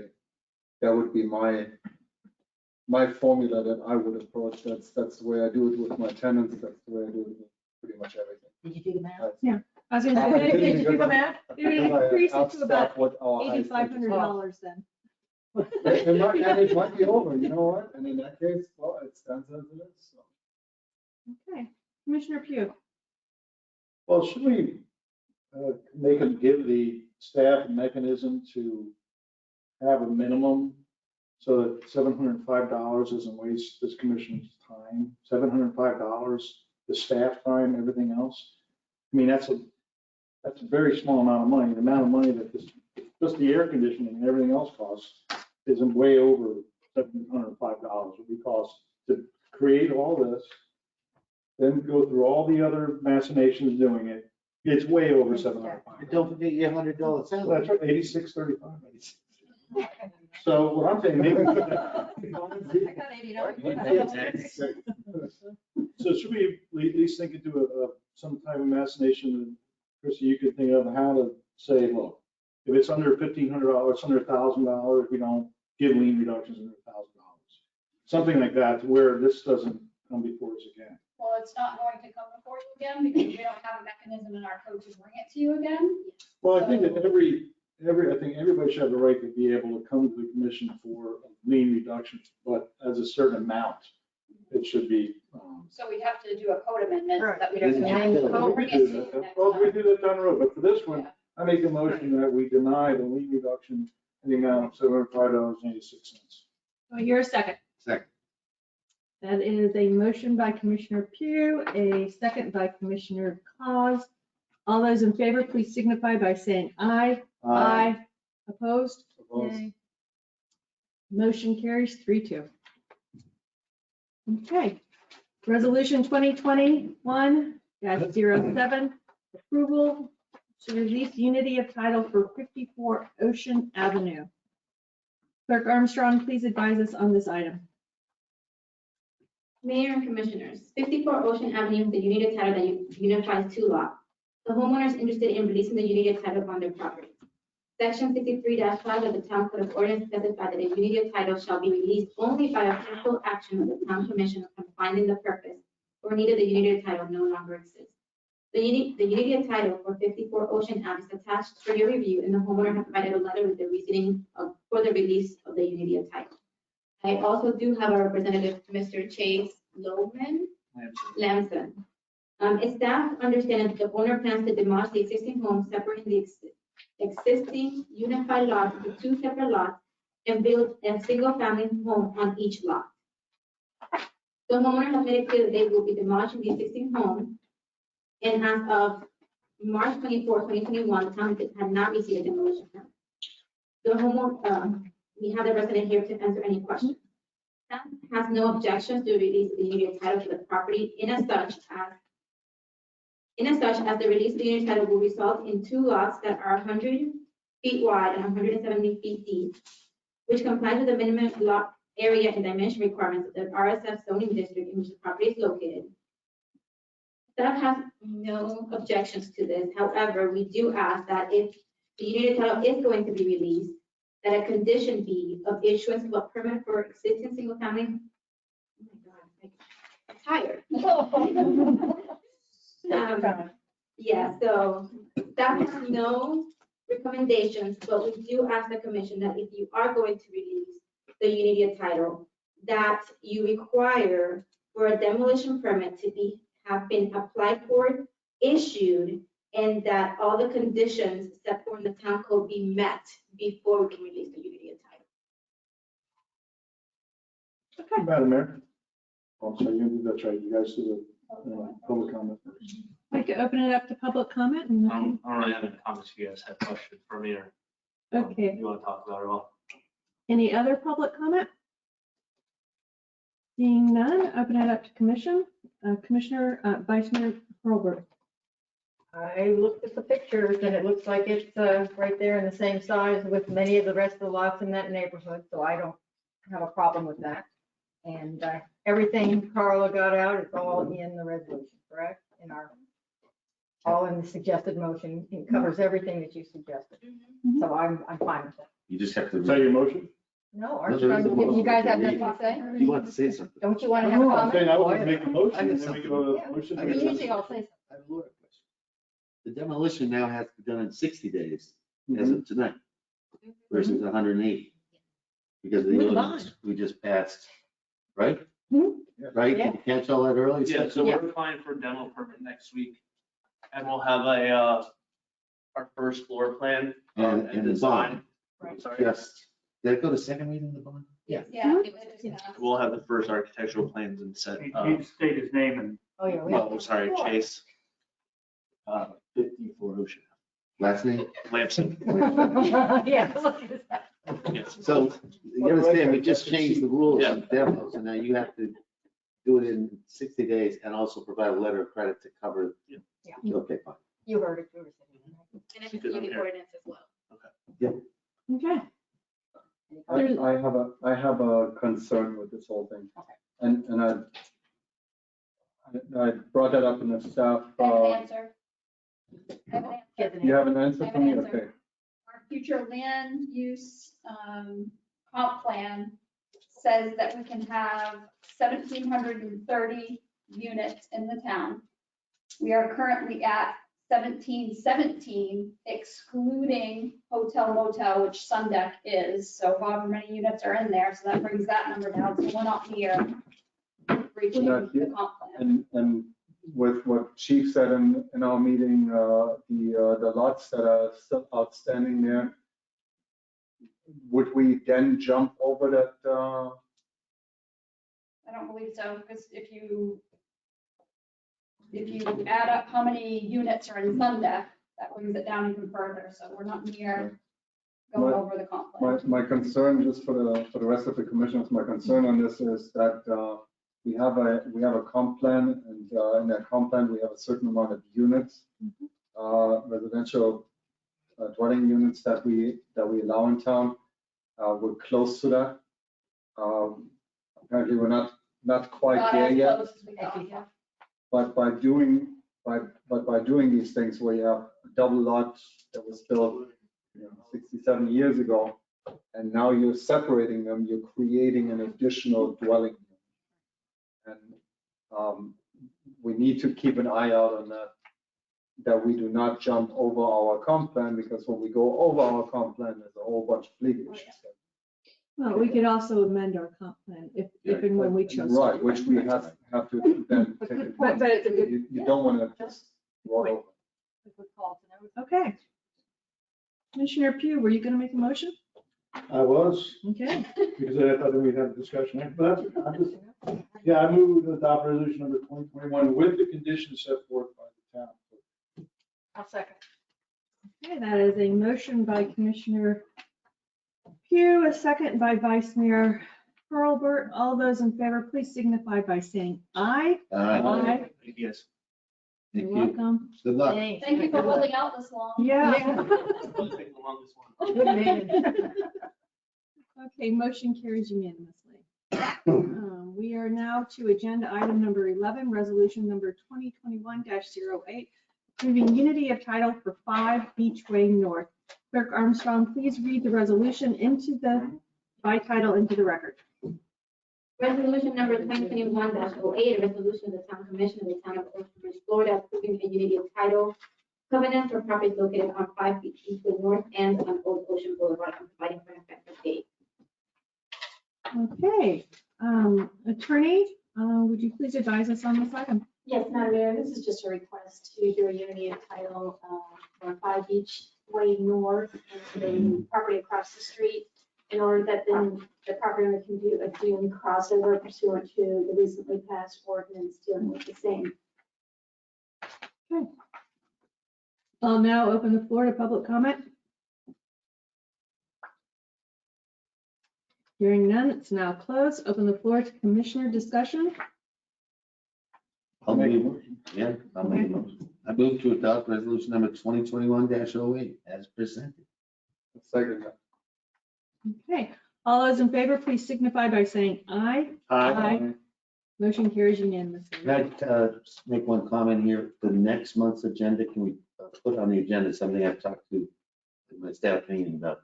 We did the CCL and we did the unity title. There's a lot of people that, I don't know if there's a lot, there's some people that don't have a unity title and have a deck. There's other people that don't know they need a unity title and have a deck. So the idea wasn't that the people who were building a deck would then have to come to us for yet another variance due to the CCL. So we need to do a carve out that it's just a $200 fee instead of a $1,500 fee plus 2 to 3 hours of lawyer time, et cetera, to build a deck that they have a perfect right to build. Right now, you have to go get a variance in front of the Board of Adjustments. That is actually in the ordinance. I don't think that was our intent. So I just want to put it on next month's agenda to review this. Isn't that what we have in item number 12? What, tonight? Yeah. No. Yeah, it's not included in that. Okay, it's just an agenda. item. Tracy could put it on the agenda and then I'll fill in more details with you. Everybody okay with that? Yeah. Okay, thanks. Well, you're gonna, I might have to hear. I just got a quick question. So is it it's basically going to be a commissioner comment, or you want to put an agenda as an action item? Well, I want to change the wording of the code by one sentence, So it would, do an exception. so it That would would be be in an action item. Because you're changing, Well, once everyone understands it, it'll be simple. Right. I don't want to start. you're gonna have to, It would be a commissioner comment and bring up To the bring it up item and then and you don't have to go what through you the want whole to do. process. Right.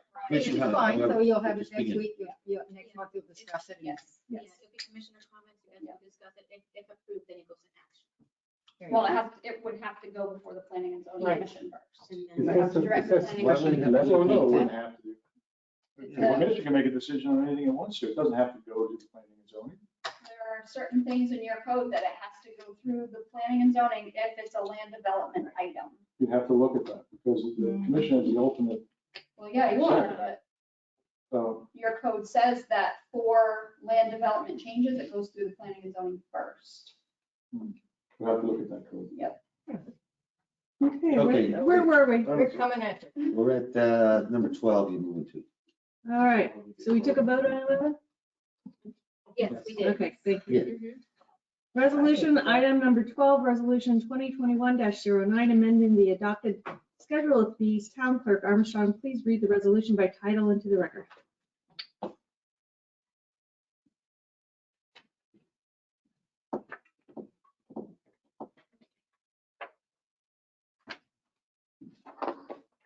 Resolution number 2021-09, a resolution of the Town Commission of the Town of Ocean Ridge, Florida, amending the adopted schedule of fees for various services and providing for an effective date. Thank you. Town Manager Stevens, would you please advise us on this item? Sure, you have the changes in front of you. We're proposing to reduce the appeal of the decision of the administrative official from $1,500 to $250, adding a fee for police services, parking control premium rate at $60, and then increasing the fee for police services, parking control for a holiday rate from 60 to 110. Okay, I'll now open the floor to public comment. Now close public comment. Now open the floor to commissioner discussion. I'm fine. I have a problem with the general reduction to a fixed amount.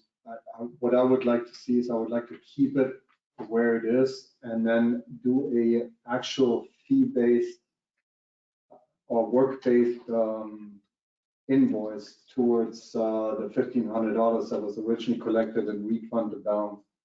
What that does is with the 250, we're basically at 1 hour for the town attorney and 55 for administrative costs. What if there's more administration needed? What if there's more town attorney needed? So we could change the wording on it, saying appeal decision of administrative official, comma, minimum. Right. And then 200, it's 200. Yeah, and then what we can do, Right. Yeah. For that. yeah, and we can do. As we long can as put the the town 250. is covered, that we are not on the hook, that we're expending money in order for somebody to do it. Yeah. Any other commissioner discussion? Nope. Okay, I'll now entertain a motion for approving the amendment to the adopted schedule of fees as so modified. Move. Do you like that? That was easy. Second. All right, there's 2 seconds on the floor. Doesn't matter. If to get I'll a withdraw myself. Get a third second, we could just move on. There we go, there we go. We have to discuss that. Okay, that is a motion by Vice Mayor Hurlbert, a second by Commissioner Pugh. All those in favor, please signify by saying aye. Aye. Aye. Motion carries unanimously. Agenda item number 13, set date for joint workshop with Planning and Zoning Commission in April. Town Manager Stevens, please advise us on this issue. First, let me apologize in advance to Rick and Neil. I'm going to throw myself on the sword here. So I apologize. It was decided last year that the town commission would hold semi-annual workshops with P&Z in the months of April and October. I am actually asking if we can cancel the April workshop because from the October workshop, we still have 6 items for staff to work on, and that's a lot. And we're going into budget season. So it's a lot for staff to work on coming up. If we were to do that, would we still have the opportunity through our workshop to bring up different issues? Because we may have, as a new sitting commission, very different priorities in some areas, or we may want to put something at the bottom or take it off or. Meaning through your goal setting workshop? Correct. Yeah, certainly. You can certainly discuss it on the 19th. Can I, Madam Mayor, may I? Public comment first? Yeah, Sorry. it's okay, public comment? Yes? I think you've addressed just what it's goal setting, is to make sure that we don't go a year between workshops and staff is spending time and energy on different priorities. We have a different commission than we did when the last workshop took place, and there may be a different set of priorities. And the last thing you want is your volunteers to be and your staff to be working on things that aren't in sync with the commission. If that can be done without a workshop, we're all for it. Right on. Oh, you don't want to see us? Rick, I think that. Commissioner Pugh. I'm thinking that you should, if you're going to do a workshop, it should be sometime after May's meeting, because you may have the changes in the Planning and Zoning Commission as well. So if anything, the meeting, if you're gonna have a joint meeting, it should be sometime maybe in June. You're gonna have one, and Vice Chair, Terry says about, if we can solve some of these issues up here and only have a few of them, because one of them is really a title for Dune properties, that's something we could probably do ourselves. But it's just a suggestion, if you do want to do that joint meeting, do it sometime in June after the May meeting. Choice of the commission. Okay, I'll now entertain a motion for setting a month for the joint workshop with planning and zoning. Do you want to bring it back? Instead of canceling it. I'm making a motion to have a joint workshop with the P and Z board in the month of June with the commission. As we. That'll be the have only scheduled one in for 2021. What, 2021, that's correct, yeah. I'll second that. How does this work with budgeting? Yeah, we didn't. Is that smack in the middle of budget? Make And time. The Tracy said that. so again, and I said that in our staff meeting, because I think that the workshops are important. We all together can, I think, reasonably say that we don't want to overload the staff with new things that we want to come by, but I think there should be general discussions. And you know, reassessment. Just, where do we go? We don't need to be specific about anything because there is so much backlog on it, but I think there needs to be at least I'm thinking that the, idea exchange. if it is the pleasure of the commission, that the workshop be less about doing all the homework and presenting it for us to have a robust discussion as to governing boards, and more about, as to governing boards, what is it, that we've done in the past? What is it that we might want to review and change? And, what are some of the priorities that were hanging from the last one, and do we still agree on? So again, I think the amount of staff involvement should be de minimis for the workshop itself.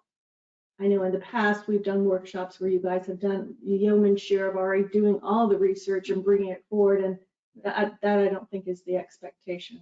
Give and take of throwing ideas back and forth is what the original concept was, and the ones that took traction are the ones that then the staff is directed to do a little work on. Brainstorming session. Correct. June 28th is a Monday. So just, we're in still in discussion. I mean, should we just table this to during the May meeting? Because the thing Table the is, date? once you have, who the staff is gonna be, and then at that point, you can decide, all right, it's gonna be too much for June because we've got a stack of work this big for the budget, or it's gonna be July. I mean, it gives you time to think about, when you really wanna do that meeting, that joint meeting. And again, what priorities you're gonna have when you do that. So making it in June may be a little, today, making it in June, maybe next May or next meeting, you make it in June, if you want to. I was thinking you're putting, again, the cart before the horse, making a meeting when you don't even know who may or may not be on the planning and zoning. But we will by. It won't change by June, but if you But want the to defer, idea- you're saying you'd like to defer I'm saying you the date, defer this, setting the date? because you're gonna cancel the meeting, April. the April meeting. Yeah, yeah, That's Exactly. But basically, you're saying defer the setting the date defer setting the date. to the next meeting. But then, no matter what, in May, we're gonna have either new people on the P and Z or it's gonna be the same people on the P and Z. This group is already decided, so. Well, your new people, What's though. the change today? To So much time To your point, the new people may want to get caught up on all the items that they may have to look up on. You guys been doing a lot of work. So, Mr. Hennigan, do you have a remark? Yeah, I did. I was just hoping you'd not do it at the end of June with 4th of July coming up. Correct. That you, that's the holiday. So what I'd like to suggest is a motion, thank you for that good point. A motion to cancel the April workshop with date to be determined, not further than 3 months from the April date to begin with. How about that? So moved. All right. That is a motion by the eloquent Commissioner Cos, second by Vice Mayor Hurlbert. All those in favor, please signify by saying aye. Aye. Motion carries unanimously. Agenda item number 14, designating a voting delegate and alternates to the Palm Beach County League of Cities. Town Manager Stevens, please advise us on this item. This is an annual appointment to the Palm Beach County League of Cities. The recommendation is to designate myself as the primary and all of the town commissioners as alternate voting delegates. Okay, I'll now open the floor to public comment. Seeing none, I now close it. Now open the floor for commission discussion. Oh, good. I move Are to you good? move forward. What Tracy suggested. Okay, that was a motion by Commissioner Vishalak, a second by Commissioner Pugh. All those in favor, please signify by saying aye. Aye. Motion carries unanimously. Moving on to agenda item number 15, planning and zoning. Vice Chair Carey, would you please present your planning and zoning report?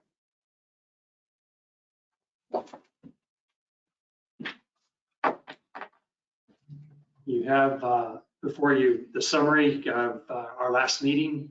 I'm happy to answer any questions. I know the hour's late and I don't want to take any additional time. God bless. Any commissioner questions for Vice Chair Carey? Thank you for your service. All right. Agenda item number 16, Town Manager Stevens. Please present your town manager's report.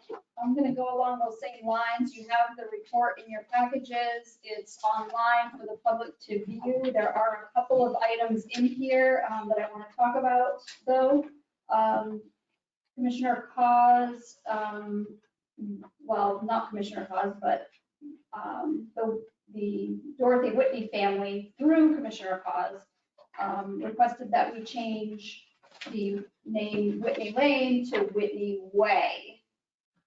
So staff is doing some additional research. If you want to defer that to the next meeting, we can do that, or you can decide whether you want to keep it Whitney Lane or Whitney Way. We have some legal issues, right, that we're looking at here? We do, but you can, So just to shorten this meeting, the letter is from her granddaughter, whose name is Dorothy McCagg, and there's a couple cousins involved as well. They sent us pictures of Dorothy, et cetera, et cetera. As to Whitney Way as opposed to, this is their words, as to Whitney Way as opposed to Whitney Lane, in initial conversations, we all agree it is entirely appropriate. Our grandmother would love to think that she has her way. She worked hard to get her way. This is in quotes, the word way, on many occasions, even if the other person didn't know it. Recognition wasn't the goal for her. Reaching the goal is what mattered, not least in conserving land. And then a note from the cousin who looked up the definitions of the way and lane. A way is a side street off a road, which is what this is. A lane is a narrow road in a rural area. So I think this is pretty simple. It's family's asking. I can't imagine that it's getting off anybody's nose, but So let's just move it, Just change the name to Whitney Way. Can we do that? Do we need a motion on that? You had a motion the first time around? Yeah. I would recommend a motion. Right, I'll make the motion to change it to Whitney Way. second. All in favor? You second. I second, okay, yeah, I'm second. Okay. Oh, Commissioner Vishalak by a motion, second by Mayor Christine. All those in favor, please signify by saying aye. Aye. Motion carries unanimously. Moving on to Town Attorney Godot, do you have anything to? I have one more thing, sorry. Okay. Sorry. We were talking to Ron Kern and Rick Flanagan today about Linear Park. We had a sign that had the hours of the park dawn to dusk. That sign is now missing. So we'd like to put up a new sign. However, we don't really have anything saying that that park is only open dawn to dusk. So I'll probably bring a resolution to you at the next meeting with the hours of that park. Okay. Perfect, all right. All right. No problem with that. Not at all. Bring it on. Agenda item number 11, Town Attorney Godot, do you have anything to report? Okay, thank you. Ooh, quick too. Police Chief Hutchins. February report is in your package. These Fire Times look good this month. I would like everyone to remember that April 11th through the 17th is National Telecommunicators Week. We will be honoring our dispatchers. You'll see those signs going up. If you happen to stop in, please thank them for the job that they do every day. I want to remind everybody that we have a lot more people in town right now. We are seeing an upward trend in crime as well as an upward trend in arrest. Hopefully that will go down as the spring break and the tourism crowd leaves. It seems to be generated from the side of the Thank you, Chief. Agenda item number 19, the town engineer and public works report was included in our meeting packages and online. Are there any questions or comments from commissioners? None. Agenda item number 20, building official guide. Please present your building officials report. Good evening, Honorable Mayor, other distinguished members of the dais. Please accept my report as read in the package. Thank you. Just so that the public knows, all three of you that are left, this information is always on the website, but each commissioner has the opportunity to meet with staff for at least 2 hours prior to commission meetings. So we usually have been thoroughly vetted on a lot of this stuff. So it's not like we're just blowing through these reports and not paying attention. Okay. Agenda item number 21, additional comments related to the town manager's evaluation. Commissioner Colbert, please advise us. Okay, I just wanted to make a couple comments I didn't get to make a couple meetings ago because one, I think both we ran late and we let it go, but I want to say this before we're finished. We discussed the evaluation. Was Christy here or was Pam here when we? Pam. Okay, so the discussion was let's look into new ways of evaluating our town manager, but I just wanted to say out loud that even though my comments were all very high, I want to be clear, they were not arbitrary. A, worked with a lot of towns around. B, my most knowledgeable part is going to some of these legal cities and talking to many, many municipal officials who believe it. The first thing we do is stop and talk about our town managers and how things are accomplished and what they do. It's just what you're going to do. It's like talking about your teacher. And more often than you could imagine, I can make a comment, well, this is how things are done, and this is the procedure and the protocol we go through, and they're all going, really? How are you so lucky? We want to try that. So I just want to say my high marks were spot on. Thank you. Okay. Agenda item number 22, I will employment. defer. Oh, God bless you. All right, I would like to call. How about indefinite Third time will be a charm. Not going to be there. Meeting closed at 9:20. Thank you, everybody. Thank you.